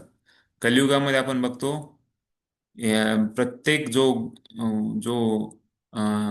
ग्रस्त आहे किंवा जो लोक लग्न करतात ते प्रत्येक एकमेकाला द्वेष करतात, कारण ते आत्मज्ञानाबद्दल त्यांना माहीत नाहीये, ज्ञान नाहीये.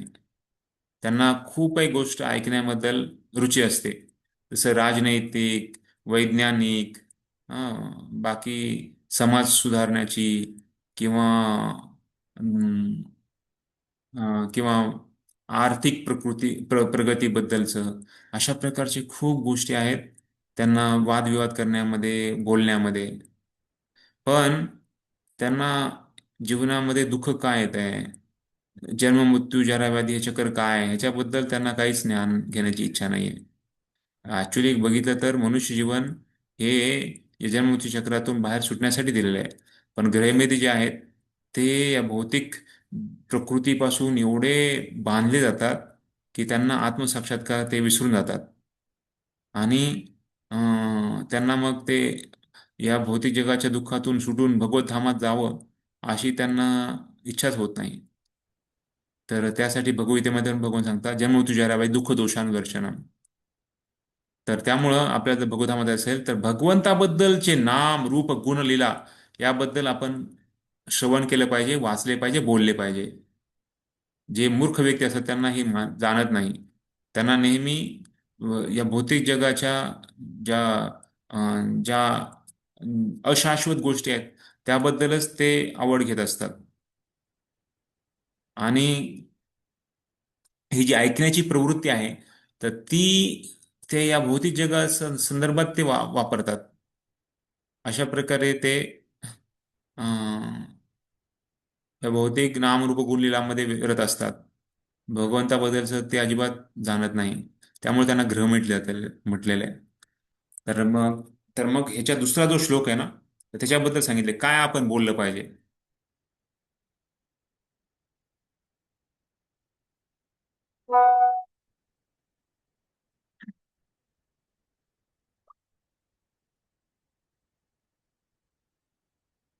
ओके. हम्म. ठीक आहे. तर रूपात तात्पर्यामध्ये लिहितात की ऍक्च्युली आपण जे नामरूप गुणलीला जे भगवंताचं आहे तर ते बोललं तर मग प्रजल्पाला आपण संयम करू शकतो. प्रजल्प का होतो, कारण लोकांना या ज्ञानाची माहिती नाहीये. खास करून भगवंताची भक्ती, भगवंताचे अं, नामरूप गुणलीला याबद्दल कुणालाच आवड नाहीये. श्रीमद भागवत हे या भौतिक सॉरी आध्यात्मिक ज्ञानाचं सागर आहे. आणि ते आपल्याला शांती, मैत्री आणि जीवनामध्ये उच्च गती प्राप्त करण्यासाठी आपल्याला ज्ञान देते. कारण बघा आपण हे जे रोज मी बघतो लोकांना उठल्या उठल्या पेपर वाचायची सवय लागलेली आहे. पेपर वाचल्याशिवाय दिवसच चालू होत नाही लोकांचा. तर पहिले आम्हाला पण सवय असायची ही. पण नंतर मग आता भक्तीमध्ये आल्यानंतर कळालं ऍक्च्युली ह्या ज्या बातम्या आहेत, बातम्या बदलतात. पण त्याचा जो बेस आहे, त्याचा जो पाया आहे, तो पाया तर चारच गोष्टी आहेत: आहार, निद्रा, भय, मैथुन. जरी नावं बदलतील पण ज्या क्रिया आहेत त्या नाही बदलणार. क्रिया एकच राहणार आहे. कारण भौतिक जगामध्ये या चार गोष्टीच सारख्या समान आहेत. कुठलीही गोष्ट बघा या चार गोष्टीमध्येच सगळं अखडलेलं आहे. त्यामुळं आपण समजायला पाहिजे की भौतिक गोष्टी या चार गोष्टीवर आधारित आहेत. पण आध्यात्मिक गोष्टी बघायला वाटल्या तर त्या सारख्या दिसतात. म्हणजे जप एकच आहे. सगळ्यांना हरे कृष्ण महामंत्र जप सांगितलेला आहे. रोज आपण एकच मंगलारती गातो. असं नाही की आज मंगलारती वेगळी झाली, उद्या आपल्या मंगलारती वेगळी आहे. भागवतम एकच भागवतम आहे. असं नाही की आज 12 स्कंद होते आणि उद्या 14 स्कंद असतील, असं नाहीये. तर भक्तीमध्ये वस्तू बदलत नाही, पण त्या वस्तूला करण्याचा भाव आहे तो बदलतो भक्तांचा. हा, जसं चेतन महाप्रभू आहे. चेतन महाप्रभूंनी भागवतम रोज वाचायचे. 2-3 तास रोज भागवतम वाचायचे.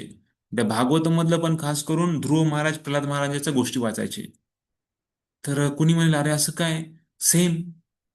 किंवा हरिनाम संकीर्तन, एकच हरिनाम संकीर्तन आहे. हरिदास ठाकूरांनी तेच नाव घेतलं भगवंताची, तेच महामंत्र जप केला. पण त्यांना तो रस अनुभव घेत होते. कारण भक्तीमध्ये क्रिया सारखी असली तरी तो भाव आहे करण्याचा तो बदलतो. भौतिक जगामध्ये क्रिया अं, बदलते पण भाव एकच असतो. म्हणजे भाव म्हणजे काय की आहार, निद्रा, भय, मैथुन. भय करणे, मृत्यू, मैथुन करणे, आहार आणि निद्रा, त्या चार गोष्टी सेम आहे. तर हा महत्वाचा आपल्याला ह्याच्यामधला फरक जाणायला पाहिजे की भौतिक गोष्टी काय आहे आणि आध्यात्मिक गोष्टी काय आहे. त्याच्यामुळे जरी आपल्याला एकच नामजप करायचं असेल तरी आपण आवड घेऊन केलं पाहिजे. असं नाही की आता मला आता करावं वाटत नाही जप, आता थोडंसं थकवून गेल्यासारखं वाटतंय. तर भौतिक जगामध्ये लोक ते बाहेरून दाखवतात की किती खुश आहेत, पण हृदयातून बघितलं तर ऍक्च्युली कुणीच खुश नाहीये. बघा ते किती म्हणजे जसं प्रूपात लिहितात ना, पत्ते खेळण्यामध्ये, तिथं मागे खाली बघा तो तो मासा पकडण्यामध्ये किती आनंद येतोय. किंवा टीव्ही किंवा पिक्चर बघण्यामध्ये, किंवा इथं खाली राजनैतिक लोक वेगवेगळ्या वादविवाद घालण्यामध्ये राहत आहेत. तर त्यांना वाटतं की ह्याच्यामध्ये खूप आनंद आहे. पण ऍक्च्युली खरं बघितलं तर हे प्रजल्प आहे. कारण बघतो आपण ना, जेव्हा निवडणुका असतात तेव्हा किती प्रजल्प असतो, बापरे. हे म्हणतात की मला असं वाटतं की हे होईल, आणि त्यांना वाटतं की ते होईल, आणि मग किती सगळे लोक एकदम टपलेले असतात. म्हणजे एवढं सगळं, म्हणजे त्यांचं मन सगळं सगळं त्याच्यावरच लागलेलं असते. आता कोण जिंकेल काय जिंकेल, ऍक्च्युली बघितलं तर लोक म्हणजे पार्ट्या जरी बदलल्या तर थोडंफार ते करतील, पण बघितलं तर जोपर्यंत भक्तीमध्ये कोणी नाहीये तोपर्यंत खूप अवघड आहे. कारण लोकांना हित काय लोकांचं माहित नाहीये. खरं हित काय आहे ते जर नसेल माहीत, तर लोक मग आहार निद्रा भयमृत्यूंमध्येच लोक मग एकमेकाला मदत करण्यामध्ये करतात. पण त्याच्यामध्ये ते भक्तीपासून दूर जात आहेत, भगवंतापासून दूर जात आहेत. जो भौतिक जगामध्ये सुख मानतो तो भगवंताकडे जाणारच नाही. लोक म्हणतात की आम्ही तुम्हाला चांगल्या चांगल्या भोग वस्तू देऊ, तुम्हाला चांगला आनंद देऊ. म्हणजे ते आपले दुश्मन झाले, ते शत्रू झाले आपले. कारण जो भगवंताचं बद्दल सांगत नाही, भगवंताकडे जाण्यास मदत करत नाही, तो शत्रूच आहे. त्यासाठी इथे उपाय का सांगितलेला आहे? प्रजल्प टाळण्यासाठी आपला जो महत्वाचा वेळ आहे आणि शक्ती आहे ती आपण टाळली पाहिजे या प्रजल्पापासून. तर काय करायला पाहिजे की आपण प्रचार केला पाहिजे आणि दुसऱ्यांना भगवंताच्या विषयी आपण बोललं पाहिजे.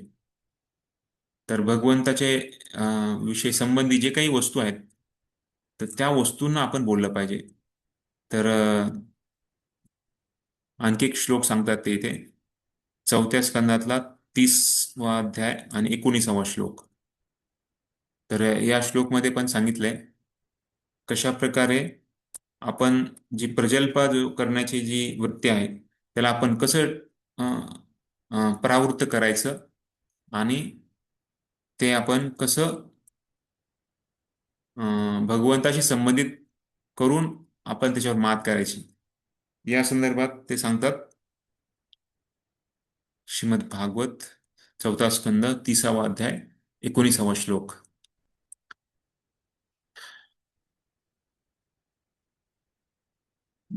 गृहेषु अवश्यतां चापि गृहे गृहेषु अवसादांशातां अवश्यतां चापि चापे पुंसां कुशलकर्मणां पुंसां पुंसां पुंसां कुशलकर्मणां कुशलकर्मणां यामानां मद्वार्तायात मद्वार्तायात् यामानं यामानां न बंधाय गृहामतः. न न न बंधाय बंधाय बंधाय गृहामताः. गृहामतः. तर इथं सांगितलंय, जे जे लोक भगवंताच्या भक्ती जी जे शुभ आहे त्या भगवंताच्या शुभ म्हणजे शुभ क्रिया आहेत, भगवंताची भक्ती, those who are engaged in auspicious activities in devotional service certainly understand that ultimate enjoy or beneficiary of all activities supreme person God. तर जे भक्त भगवंताच्या भक्तीमध्ये रत आहेत तर त्यांना माहित आहे की सगळ्या गोष्टींचे भोक्ता ते एकच आहेत, ते आहेत भगवान श्रीकृष्ण. अशा प्रकारे जर कोणी जीवनामध्ये वागत असेल आणि सर्व श्रेय, सर्व त्याचे जे फळ आहे ते भगवंताला अर्पण करत असेल आणि नेहमी भगवंताच्या संबंधित तो कार्य करत असेल, जरी तो व्यक्ती गृहस्थ आश्रम मध्ये असला हा. तरी त्याच्या कर्माच्या फळावर त्याला बंधन राहणार नाही. म्हणजे गृहस्थासाठी खास करून सांगितलेला आहे, खूप महत्वाचा श्लोक आहे. तर त्याच्यामध्ये सांगितलंय की जर कोणी पारिवारिक राहतोय तर त्याला बंधन राहतं. पण जर एखादा व्यक्ती जर भगवंता संबंधितच बोलत असेल किंवा कार्य करत असेल तर त्याला हे बंधन राहणार नाही असं सांगितलेलं आहे. तात्पर्य रूपात लिहितात की एखादा व्यक्ती आहे जो पारिवारिक जीवनामध्ये आहे तर तो कर्माच्या गोष्टीमध्ये तो खूप आसक्त असतो. दुसऱ्या शब्दामध्ये सांगितलं तर तो नेहमी आपल्या कर्माची फळं भोगण्यामध्ये तो रत असतो. पण एक भक्त असतो, तो त्यांना माहिती आहे की भगवंत हे सगळ्या गोष्टीचे उपभोक्ता आहेत आणि सगळ्यांचे अं, जसं भोक्तारामेक तपसाम सर्व लोक महेश्वरम. तर सगळे भोक्ता आहेत आणि सर्व लोक महेश्वर आहेत. त्यामुळं स्वतः मी कारणीभूत आहे किंवा मी भोक्ता आहे असं कधी भगवंताचे भक्त समजत नाही. नेहमी तो भगवंतालाच श्रेष्ठ मानतो आणि अशा प्रकारे त्याच्या व्यवसायाचा जो फळ आहे तो भगवंताला अर्पण करतो. तर अशा प्रकारे जरी तो व्यक्ती पारिवारिक जीवनामध्ये भौतिक जगामध्ये राहत असेल आणि परिवारामध्ये त्याचे परिवार आहे, त्याची मुलं आहेत, तरी राहून पण तो या भौतिक जगाच्या दोषाद्वारे तो बांधला जाणार नाही. तर हे यज्ञार्थात कर्मण्यत्र लोकोयम कर्मवंदना तदर्थम कर्म कौंतेय मुक्त संघ समाचार. भगवद्गीतेमध्ये भगवान सांगतात जो आपल्या आपली फळं आपल्या क्रियेची फळं भगवंतांना अर्पण करतो, जो स्वतः भोग करतो त्याला मात्र बंधन राहतं. पण जो भगवंताला अर्पण करतो तर तो या भौतिक जगाच्या बंधनापासून मुक्त होतो. हेच जीवनाच्या यशस्वीचं एक सिक्रेट आहे. तर म्हणजे हे सूत्र आहे जीवना यश बनण्यासाठी. सहसा बघितलं तर लोक संन्यास घेतात. कशामुळं? त्यांना या सगळ्या गोष्टी त्याग करायचा आहे.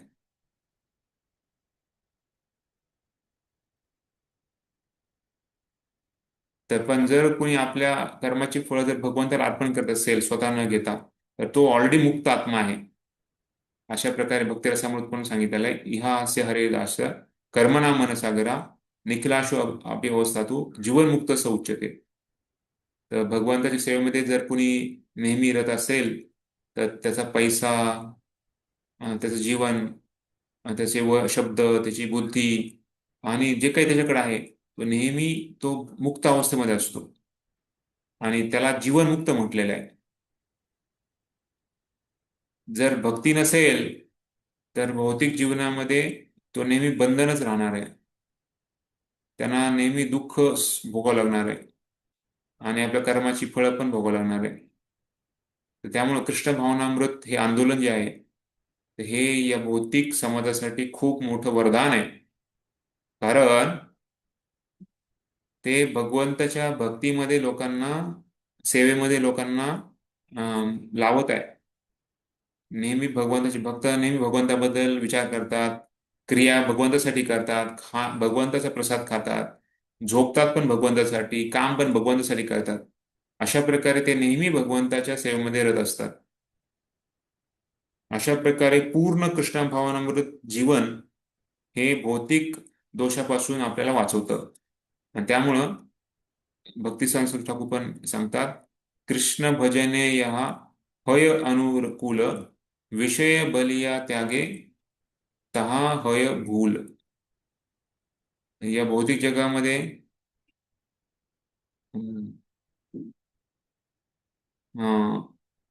सर्व काही गोष्टी भगवंताच्या सेवेमध्ये लावू शकतो तर भौतिक जगामध्ये तो बंधन राहणार नाही.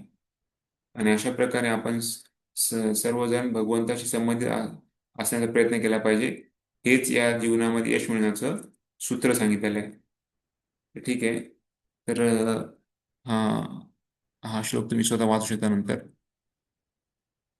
तर हे प्रजल्पाबद्दल आपण बोलवतो. तर प्रजल्प आपण बघतो खूप समाजामध्ये चालतंय. भक्तामध्ये पण प्रजल्पन नको चालायला, यासाठी एवढं आपल्याला अं, आपल्याला एक जाणीव देण्यासाठी खूप सुंदर तात्पर्यामध्ये प्रभुपाद लिहितात की आपण, कारण कृष्ण भावनामध्ये मध्ये आहोत, आपल्याला खूप गोष्टी करण्यासाठी आहेत. इथं बघतो आपण, बघा, छोटंसं कुटुंब आहे. हं, ते पूर्ण परिवार, मुलगा, 2 मुलं आहेत आणि जोडपे ते भगवंताशी रोज घरामध्ये कीर्तन करत आहेत, एकत्र येऊन भगवंताची भक्ती करत आहेत. तर अशा प्रकारे आपण एक आदर्श परिवारासारखं आपण राहायला पाहिजे.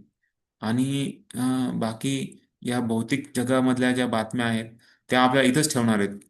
आध्यात्मिक जगतातल्या बातम्या आपल्याला भगवत धामामध्ये घेऊन जाणार आहेत. तर आपल्याला ठरवायचं आपल्याला किती या भौतिक जगात राहायचंय. ठीक आहे, आता आपण इथं कारण भौतिक जगामध्ये आहेत, आपण ग्रस्त आहोत, तर थोडीशी जी लागेल तेवढंच आपण बघितलं पाहिजे, किंवा आपण तेवढंच समजून घेतलं पाहिजे, ऐकलं पाहिजे. बाकी ज्या रोज रोज म्हणजे ज्या क्रिया आहेत त्या त्याच राहतात, नाव बदलतात. व्यक्तींचे नाव बदलतात, किंवा देशाचे नाव बदलतात, किंवा ठिकाणाचे नाव बदलतात, पण क्रिया मात्र त्याच राहतात. तर ही भौतिक जगाची तुलना आहे. आध्यात्मिक जगतामध्ये तसं नाही आहे. आध्यात्मिक जगत मात्र हे हे शाश्वत आहे, नित्य आहे, आणि भगवंतासाठी बनलेलं आहे. ते ते अं, ते या भौतिक जगासारखं नाही आहे. इथे सांगितलंय, अं, जसं एखादं दूध आहे, तर दुधापासून आपण गोड भात बनतो, किंवा रबडी बनते. तर एखाद्याने जर जास्त रबडी पिलं किंवा जास्त गोड भात खाल्ला, तर त्याला मग पोटाचे आजार होतात. मग पोटाचे आजार झाल्यावर त्याला सांगितलेलं की ठीक आहे बाबा, तू आता दही घे, थोडंसं काळं मीठ टाकून, थोडंसं हे टाकून, मिरेच पावडर, थोडीशी दही घे बाबा तू. तर दही, कुणी म्हणणार, अरे दूध पिलं त्यामुळे पोट खराब झालं, आता तुम्ही म्हणता दही घे. दही पण दुधाचाच एक एक पदार्थ आहे. तर कसं काय, म्हणजे दुधाच्या पदार्थाने झालेला जो जे आहे, तर ते कसं काय निघून जाईल. तर ऍक्च्युली दुधापासून बनलेलं आहे, पण दही वेगळं आहे. तर तेच औषधी सांगितलेली आहे पोट खराब होण्यासाठी. त्याचप्रमाणे भौतिक जगामध्ये जरी कोणाला भौतिक पद मिळालं, किंवा भौतिक संपत्ती मिळाली, तर भक्त हा भौतिक भौतिक गोष्टीला आसक्त राहत नाही. तो तो मात्र भगवंता सेवेसाठी तो वापरतो. ज्याप्रमाणे दूध आणि दही एकच आहे, फक्त त्याचं वेगळ्या रूपामध्ये रूपांतर झालेलं आहे. तसंच भौतिक जगामधलं जे काही संपत्ती आहे, तर ती भक्त भगवंत सेवेसाठी लावतात, त्यामुळे ते दही पिण्यासारखं आहे. तर जेव्हा आपण भक्तीमध्ये घेतो कुठली पण गोष्ट, तर त्याचा परिणाम नाही लागणार, त्याला बंधन राहणार नाही. त्यामुळे बघतो आपण, पृथू महाराज, प्रल्हाद महाराज, जनक महाराज, ध्रुव महाराज, इक्ष्वाकू महाराज, तर हे सर्व मोठमोठे राजे होते.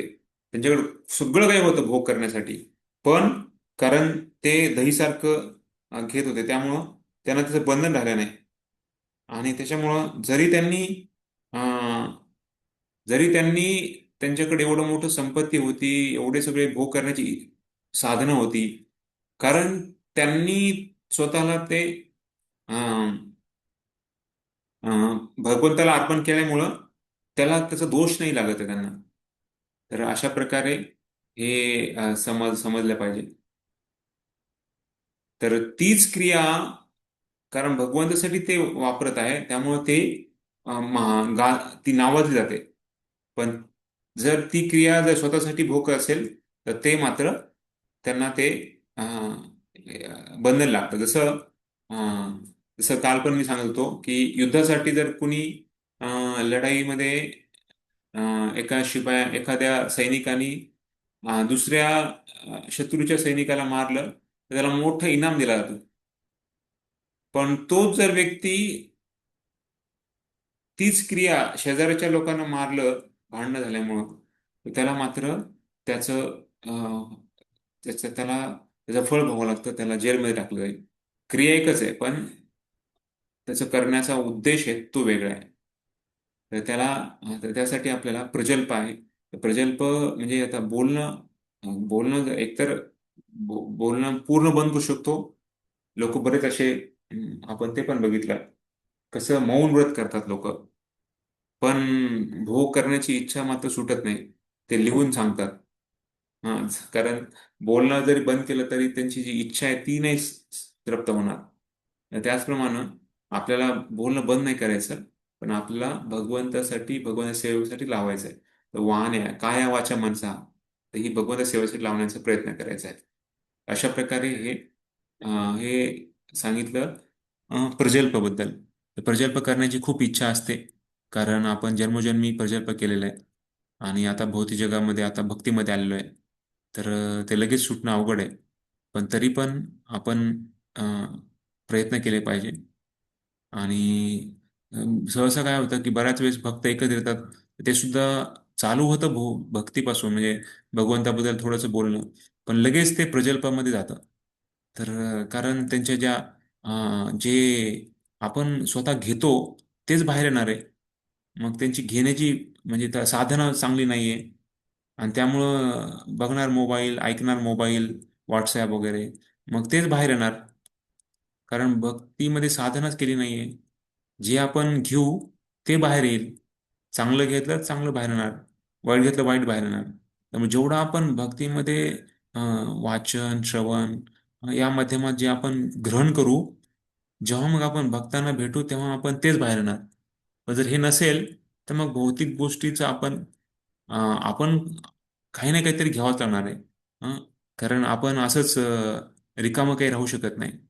आपल्याला काही ना काहीतरी भरावं लागणार. तर मग जर आपण आध्यात्मिक नाही भरलं तर शेवटी भौतिक आपण भरणार. तर त्यासाठी एक खास करून 6 गोष्टीबद्दल आपण चर्चा नाही केली पाहिजे, निरर्थक गोष्टी. कारण त्या गोष्टी आपल्या हातात नाही आहेत. शीत उष्ण, शीत उष्ण, सुख दुःख आणि मान अपमान. तर या 6 गोष्टींबद्दल आपण चर्चा नाही केली पाहिजे. हे प्रजल्पामध्ये सांगितलं जातं.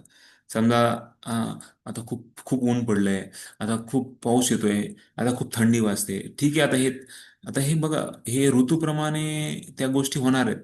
निरर्थक त्याच्यात बोलून, त्याच्यामध्ये आपण विचार करून, त्याच्यामध्ये मन लावून आपण काही होणार नाही. या गोष्टीबद्दल जास्त आपण विचार नाही केला पाहिजे. आपण आपलं संरक्षण करायचं आणि आपण आपल्या अं, जीवनाला जगायला पाहिजे. जसं अं, जसं मात्रा स्पर्शास्तु कोणतेही शीतोष्ण सुख दुःखदा. ते भगवान सांगतात की किती जरी उन्हाळा असला, किती जरी म्हणजे गरमी असली, तरी पण माताजी लोक प्रसाद बनवतात, आणि ते आगीच्या जवळ असतं प्रसाद बनवणं. तर तरी पण ते बनवतात. तर त्यामुळं आपण त्या ज्या गोष्टी अं, बोलण्यासाठी अयोग्य आहे, त्या गोष्टीला आपण बोललंच नाही पाहिजे, चर्चा पण नाही केली पाहिजे. अं, आज भाजी खूप तिखट झाली आहे, भाजी अशी असायला पाहिजे. ॲक्च्युली जास्त म्हणजे जास्त बोलण्याबद्दल त्याच्या ठीक आहे, मीठ घ्या लगेच. पण उगाच त्याच्यामध्ये जास्त चर्चा करण्यामध्ये मग आपण एकमेकाला सांगतो, मग तो त्याच्या नाही नाही नाही, ॲक्च्युली ह्याच्यामध्ये ऑइल कमी आहे, नाही नाही ह्याच्यामध्ये ॲक्च्युली त्यांनी ते काळं मीठ घातलं, ते पांढरं मीठ नाही घातलं, म्हणजे काय उगाचच. तर ॲक्च्युली प्रसाद ही कृपा आहे, भगवंताची कृपा आहे. ह्या भावनेनं बघितलं तर मग आपली ती चेतना शुद्ध होते. जी निरर्थक बडबड आहे ती आपण थांबवतो. तर कारण आपण जे बोलतो ना ते सगळं इथं इथरमध्ये, म्हणजे पूर्ण या ह्याच्यामध्ये आपलं शब्द राहत आहेत. त्यामुळं निरर्थक गोष्टी जर बोलल्या तर त्या चेतना आपण तशी बनवतोय. तर जे आपण बार बार बोलतो त्याला आपल्या मनाला त्याचा परिणाम होणार आहे. त्याच्यामुळं आपण या द्वंद्वाबद्दल जास्त बोललं नाही पाहिजे. द्वंद्व गोष्टीमध्ये जास्त विचार नाही केला पाहिजे. तर त्याला खूप सिरियसली नाही घेतलं पाहिजे. ठीक आहे. जसं आपण थंडीमध्ये पण आंघोळ करतो, असं नाही म्हणत की आता थंडी आहे त्यामुळे आता 4 महिने आंघोळ बंद. नाही, आंघोळ करतो ठीक आहे. थंड पाण्याने सांगितलंय करायला पाहिजे, पण नाहीच थंड सहन होतं, ठीक आहे, मग कोमट पाणी घ्या, थोडंसं गरम घ्या. जास्त त्याच्यासाठी वेळ नका घालू, त्याच्यामध्ये आपली शक्ती नका घालू. तर खास करून लोक मोबाईल, आजकाल किती मोबाईलमध्ये लोक बोलतात. ठीक आहे, मी स्टेशनवर बसलो, मग ट्रेन निघाली, ट्रेन इथपर्यंत आली, आता थोड्या वेळात पोहोचते. मग मी कसं कितीतरी लोक एवढं म्हणजे खूप बडबड सारखी ते मोबाईलमध्ये.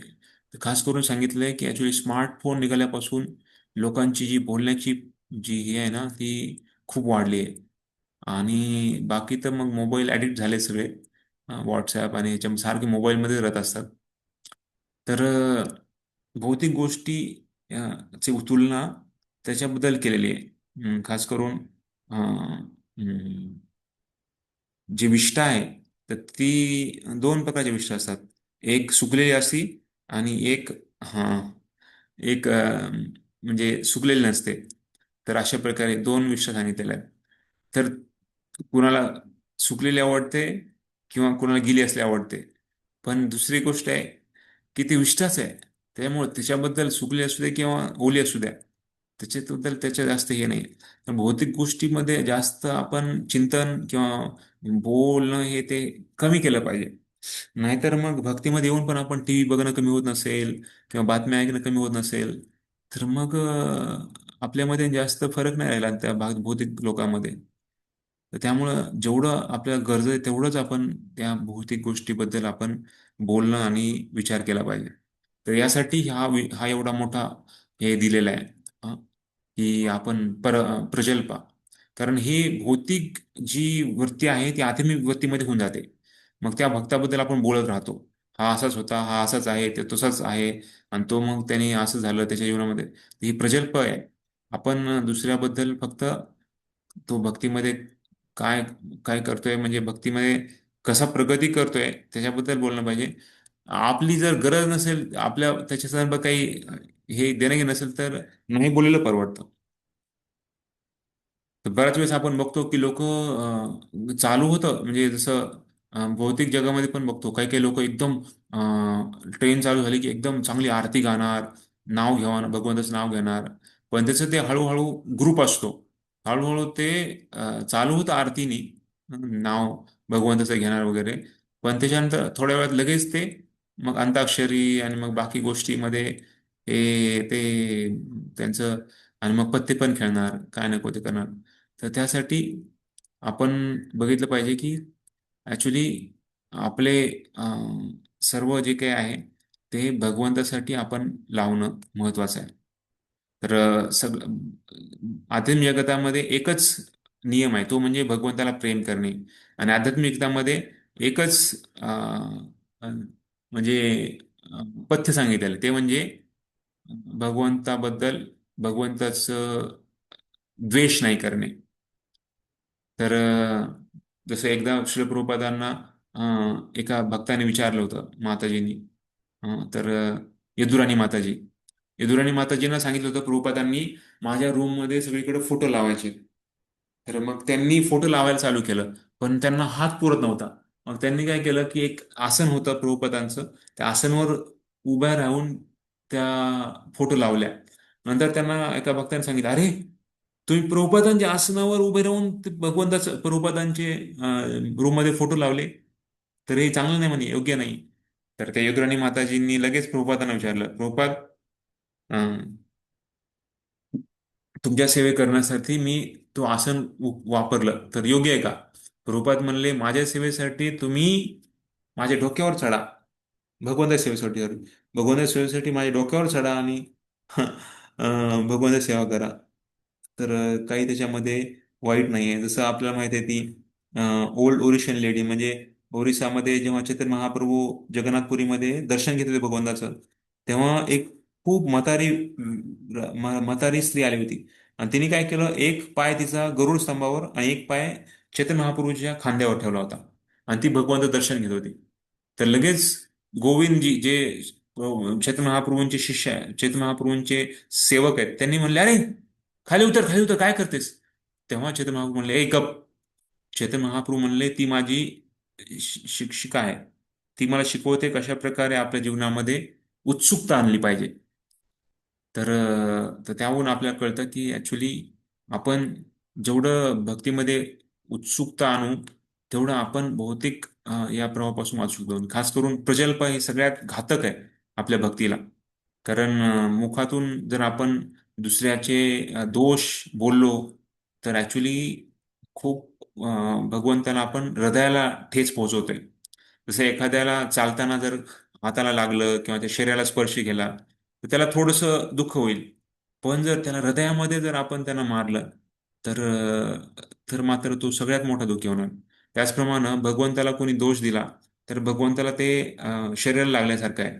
पण जर भक्तांना जर दोष दिला तर तो हृदयाला ठेच पोहोचवते. त्यामुळे जर दुसऱ्या भक्तांबद्दल जर आपण गुणगान गायलं तर भगवंताला आपण लवकर प्रिय होऊ. पण जर आपण या मुखातून जर भगवंताचे किंवा भक्तांचे दोष बघितले आणि बोलले तर आपलं आपण तोंड अपवित्र करत आहे. तर त्यासाठी प्रजल्प हा घालवण्यासाठी भगवंताचे गुणगान मुखातून घेतले पाहिजे. सततम कीर्तयंतो माम यतंतश्च दृढव्रता हा सगळ्यात मोठा उपाय भगवंताने सांगितलेला गीतेमध्ये. सततम कीर्तयंतो माम, सतत कीर्तन करा, दृढवत करून कीर्तन करा.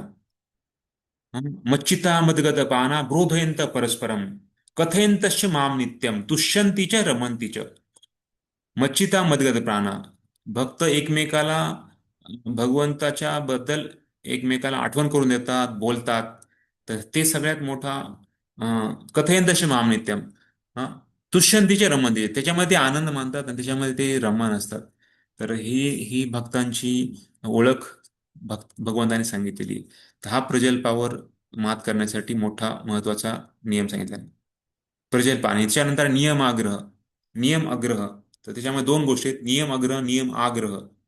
तर ते बघून आपण थांबूया. तर प्रभूजी पुढचं वाचायचंय.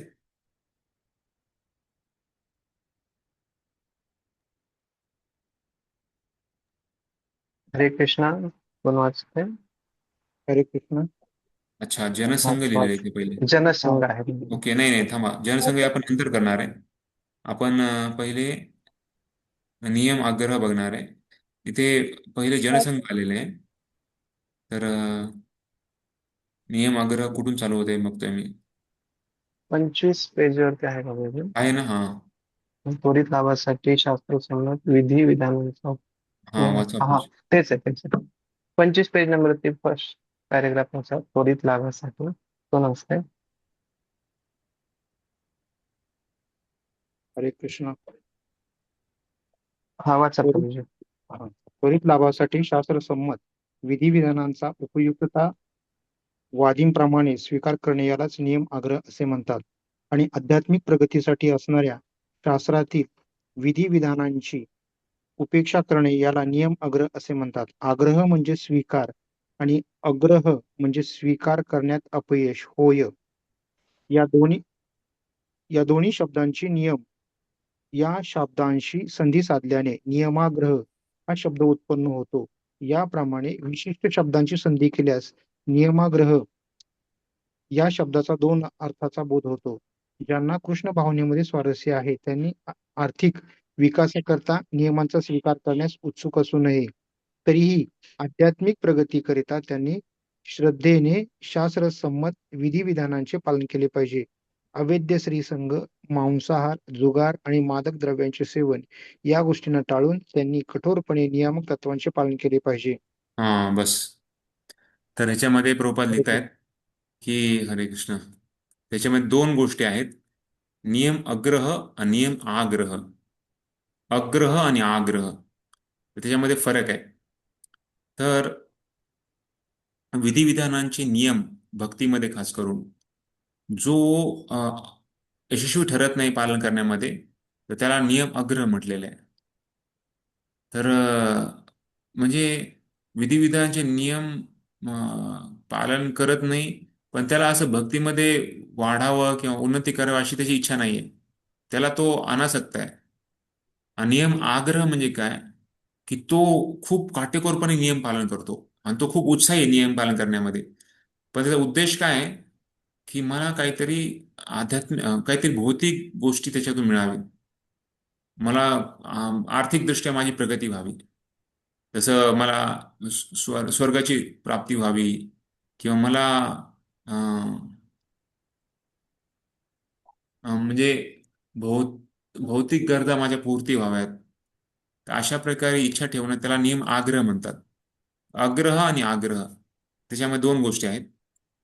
तर याच्यामध्ये उदाहरणं पण दिलेली आहेत.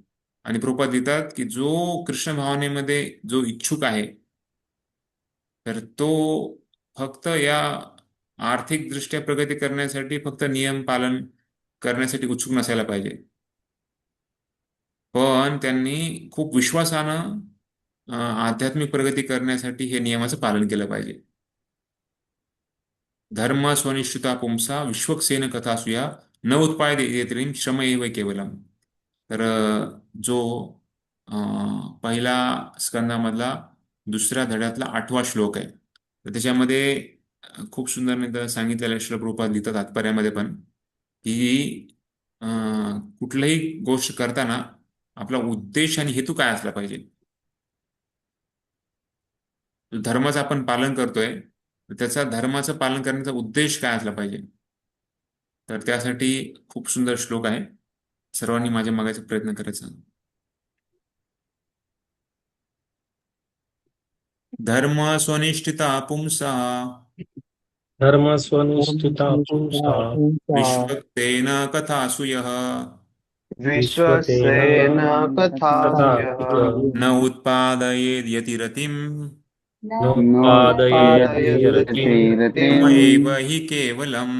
श्रम श्रम एव एव हि हि केवलम्. केवलम्. तर त्याच्यामध्ये सांगितलेलं आहे की आपण जे काही आपली क्रिया करत आहोत, तर अं, जर आपल्याला भगवंताच्या बद्दल जर आकर्षण उत्पन्न नाही झालं कुठल्याही क्रियापासून, तर ते फक्त श्रम आहे, म्हणजे निरर्थक गोष्ट आपण कार्य करत आहोत. तर जीवनामध्ये वेगवेगळ्या गोष्टी सांगितलेल्या आहेत. तर लोक वेगवेगळ्या गोष्टी करतात भौतिक शरीरासाठी, भौतिक इंद्रिय तृप्त करण्यासाठी. तर तर त्याला प्रभुपाद देतात की ते स्वार्थीपणाच आहे. स्वतः नसलं किंवा स्वतःचे संबंधित आहेत ते, पण या शारीरिक दृष्ट्या झाल्या त्या. आणि अशा प्रकारे जो कोणी शारीरिक दृष्ट्या जो बघतो तो गोखर आहे. म्हणजे तो त्याला म्हणजे जसे प्राणी मात्र स्वतःच्या साठीच नेहमी स्वार्थी असतात, तर त्याप्रमाणे हा व्यक्ती आहे. पण त्याच्या व्यक्ती त्याच्या त्याच्या जर दुसऱ्या आणखी बघितलं तर त्याच्यामध्ये बरेच लोक तर्कवादी असतात. तर अं, अशा प्रकारे लोकांना आत्म्याचं ज्ञान नाहीये आणि शरीर आणि मनाच्या पलीकडे काय आहे असं त्यांना भान नाहीये. आणि त्याच्यामुळे त्यांना आपल्या जीवनामध्ये समाधान नाहीये. तर त्यामुळे सांगितलंय की जो आपण आत्मा आहो, यो शरीर आणि मनाच्या पलीकडे आहे. तर जर आपण आत्म्याला तृप्त नाही केलं, आत्म्याला आपण समाधान नाही दिलं, तर हे शरीर आणि आत्मा आपल्याला कधीच समाधान देऊ शकत नाहीये. तर हे बाहेरचं एक बाहेरचं जसं एक आपण आवरण आहे, शारीरिक दृष्ट्या शरीर किंवा मन, आपण खरं आत्मा आहोत. आत्माच्या गरजा आपण पूर्ती केल्या पाहिजे. जसं आपण पिंजऱ्याला साफ केलं, पिंजऱ्याला कलर दिला, आतमधला पक्षी मरून जाणार आहे, कारण त्याला खाद्यच दिलं नाही आपण. त्याचप्रमाणे आत्म्याला आपण नेहमी तृप्त केलं पाहिजे. आणि आत्म्याची गरज काय आहे, तर आत्म्याची गरज आहे आध्यात्मिक दृष्ट्या त्यांना तृप्त करणे. तर आपल्याला पूर्ण स्वतंत्रता मिळेल जेव्हा आपण जाणू की आपण हे आत्मा आहे, आपण शरीर नाही आहे. अशा प्रकारे खूप सुंदर प्रभुपाद तात्पर्य लिहितात. आणि शेवटी प्रभुपाद सांगतात आपल्याला या कृष्ण भावनेमध्ये खास करून श्रवण आणि कीर्तन या 2 महत्वाच्या गोष्टीमध्ये आपल्याला लागलं पाहिजे, जेणेकरून भगवंताचा जो उपदेश आहे त्याद्वारे आपण आपला जो वेळ वाया नाही घालवणार आणि आपल्याला मुक्ती, खास करून आत्म्याला मुक्ती मिळणार. अशा प्रकारे आपण बाकी स्वर्गलोक, बाकी वेगवेगळ्या देवी देवतांच्या लोकांमध्ये जाण्याची इच्छा राहणार नाही. आत्म्याची एकच इच्छा आहे, ती म्हणजे या शुद्ध भक्तीचं पालन करावं आणि भगवत धामाची प्राप्ती करावी. तर अशा प्रकारे आपल्याला सांगितलेलं आहे की जर आपण मनुष्य जीवनामध्ये आपण हे जर नाही करू शकलो, तर ऍक्च्युली आपण अं, खूप मोठं वेळ आपण वायाला घालवतोय. श्रम एवेही केवलम, हे फक्त श्रम झाले. त्याला आपण ते जसं ऊस ऊसाचा रस निघून गेलाय, तर नेहमी तो चोखतोय, पण त्याचा ऊस सगळा काढून घेतलाय, तर ते निरर्थक गोष्ट झाली. म्हणजे त्याच्यामध्ये ज्यूसच नाही, रसच नाहीये. आणि त्या रसाला आपण, त्या ऊसाला चोथ्याला आपण चोखतोय, तर ते किती जरी चोखण्याचा प्रयत्न केला तर त्याच्यातून रस नाही मिळणार. जसं च्युइंगम, पहिल्यांदा लोक च्युइंगम खायचे, तर ते एक च्युइंगम काही वेळेपर्यंत त्याचं ते टेस्ट लागते, पण ती जेव्हा ते सगळं त्याच्यातलं निघून गेलंय, तेव्हा मग किती जरी आपण ते चोखत बसलो तर त्या रस येणार नाही. त्याचप्रमाणे या भौतिक जगामधल्या गोष्टी आहेत. तर त्यासाठी आपल्याला जाणायचं आहे की ऍक्च्युली जीवनाचा उद्देश जाणण्यासाठी आपल्याला शास्त्र, साधू आणि गुरूंच्या श्रवणामध्ये आणि त्यांच्या सानिध्यामध्ये आलं तर आपण याच्यातून मात करू शकतो. तर बाकी नियम अग्रह, नियम आग्रहचे उदाहरण, त्याचे उदाहरण आपण पुढच्या वेळेस पाहूया. तर हे खूप महत्वाचं असल्यामुळं जास्त वेळ, आणि मी सांगितलं पुढच्या वेळेस आता हा दुसरा कंप्लीट होईल आणि तिसरा तिसरा पण कंप्लीट होईल पुढच्या 2 सत्रामधून. 3 श्लोक, 4 श्लोक सगळ्यात महत्वाचे आहेत. बाकीच्या श्लोकामध्ये जास्त वेळ आपल्याला, म्हणजे ते एक एक तासाचे एकाच एका एका एका क्लासमध्ये होऊन जातील. पण याच्यावर आपल्याला वेळ खूप महत्वाचा आहे, हे देणं खूप गरजेचं आहे. कारण हे आपल्या रोजच्या जीवनामध्ये ह्याला आपल्याला पालन करायचं आहे. आणि हे सर्व महत्वाची शिकवण दिलेली आहे. कितीतरी प्रभुपादांचे शिष्य आज पण ते नेहमी उपदेशामृत वाचत राहतात.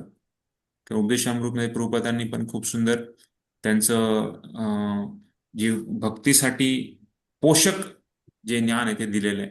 आणि हे सर्व उपदेश आपल्या सर्वांना खूप महत्वाचे आहेत. हरे कृष्ण. कुणाल हरे प्रश्न कृष्ण. आहे हरे का? कृष्णा. हरे हरे कृष्ण. कृष्ण प्रभूजी, दंडवत प्रणाम. हरे कृष्ण. हरे हरे कृष्ण कृष्णा. प्रभुजी, दंडवत प्रणाम. हरे कृष्ण. कुणाल काही प्रश्न आहे का? हरे कृष्णा. म्हणजे एक प्रश्न होता की जसं आपण सांगितलं की प्रजल्पला आपण मात करू शकतो, त्याच्यावर विजय मिळू शकतो भगवंतांचे गुण लीलावरती चर्चा करून. हम्म. तसं जे अगोदर आपण दोनची चर्चा केलेली की आत्याहार आणि प्रयास, यावर कसे मात करायचे, जसं की हा, त्यावर पण सांगितलं ना की कशा प्रकारे आपल्याला स्वतः जाणायचं की अत्याहार म्हणजे 2 गोष्टी मी सांगितलं. अनर्थक गोष्टींचा जो संग्रह आहे तो नाही करायचा आहे, आणि खाणं किती हे आपल्याला सर्व स्वतः ठरवायचं आहे. आहार किती असला पाहिजे जीवनामध्ये, जेवणामध्ये. कारण जास्त खाल्ल्यानं आपल्याला त्याचं भोगावं लागणार आहे.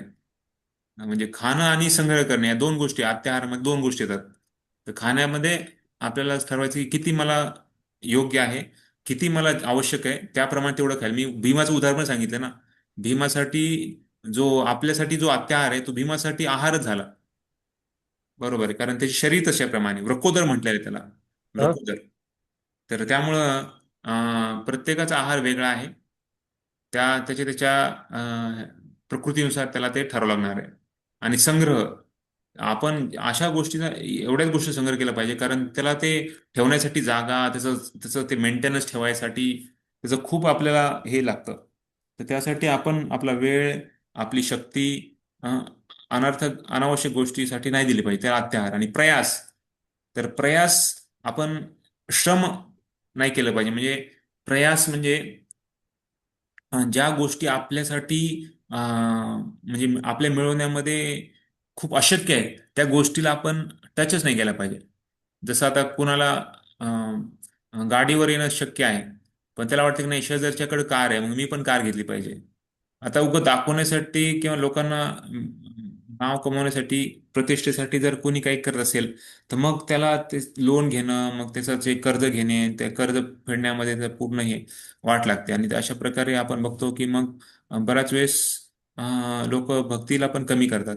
ऍक्च्युली जेव्हा काही जीवनामध्ये घडतं ना, सगळ्यात पहिली गोष्ट काय करतात लोक, तर भक्ती कमी करतात. ही दुर्दैवाची गोष्ट आहे. जीवनामध्ये काही घडलं तर भक्ती वाढवण्यापेक्षा आपण भक्ती कमी करतो, आपल्या माळा कमी करतो. कितीतरी भक्त आहेत, दीक्षित भक्त आहेत, पण ते 16 माळा करत नाहीत आजकाल. ती स्थिती अशी झालेली आहे. तर मग ते दीक्षा कशाला घेतली? त्यामुळे इंग्लिशमध्ये दीक्षेचं नाव आहे इनिशिएशन. इनिशिएशन म्हणजे सुरुवात. दीक्षा म्हणजे संपलं नाहीये, दीक्षा म्हणजे सुरुवात आहे. पण लोकांना बऱ्याच वेळेस दीक्षा घेऊन पण लोक 16 माळा पण करत नाही आजकाल. तर मग दीक्षा नावालाच घेतली, तर ही चुकीची गोष्ट आहे. तर त्यामुळे प्रयास नाही केला पाहिजे. तर त्यामुळे भक्तीमध्ये आपण लगेच म्हणत नाही की आजच्या 16 माळा चालू करा. हळूहळू हळूहळू प्रगती करा आणि अशी प्रगती करा की ती प्रगती पुन्हा वापस खाली नाही यायला पाहिजे. आपण ती प्रगती वरती केलं पाहिजे तिथून. त्या स्तरावरून आपण खाली यायचा नाही प्रयत्न केला पाहिजे. तर प्रयास केल्याने काय होतं की आपण फक्त म्हणजे भौतिक जगामध्येच आपण एवढे दाखवण्यामध्ये किंवा एवढ्या बाकी गोष्टी मिळवण्यामध्ये आपण रत होतो की आध्यात्मिक गोष्टी आपल्याला कमी होऊन जातात, आध्यात्मिक वेळ कमी होतो आणि त्यामुळे मग तो प्रयासमध्ये कन्वर्ट होतो. आणि प्रयास का होतो? कारण अत्याहारमुळं. म्हणजे अतिहार जेव्हा करायला लागतो तेव्हा प्रयास पण आपला होऊन जातो. त्यामुळं अतिहार पहिले आपल्याला कमी करायचा आहे, तर मग प्रयास ऑटोमॅटिकली आपला निघून जाईल. मग आपला वेळ पण आणि शक्ती पण आपली भगवंतासाठी आपलं जास्त वापरता येईल. ठीक आहे. हरे कृष्ण.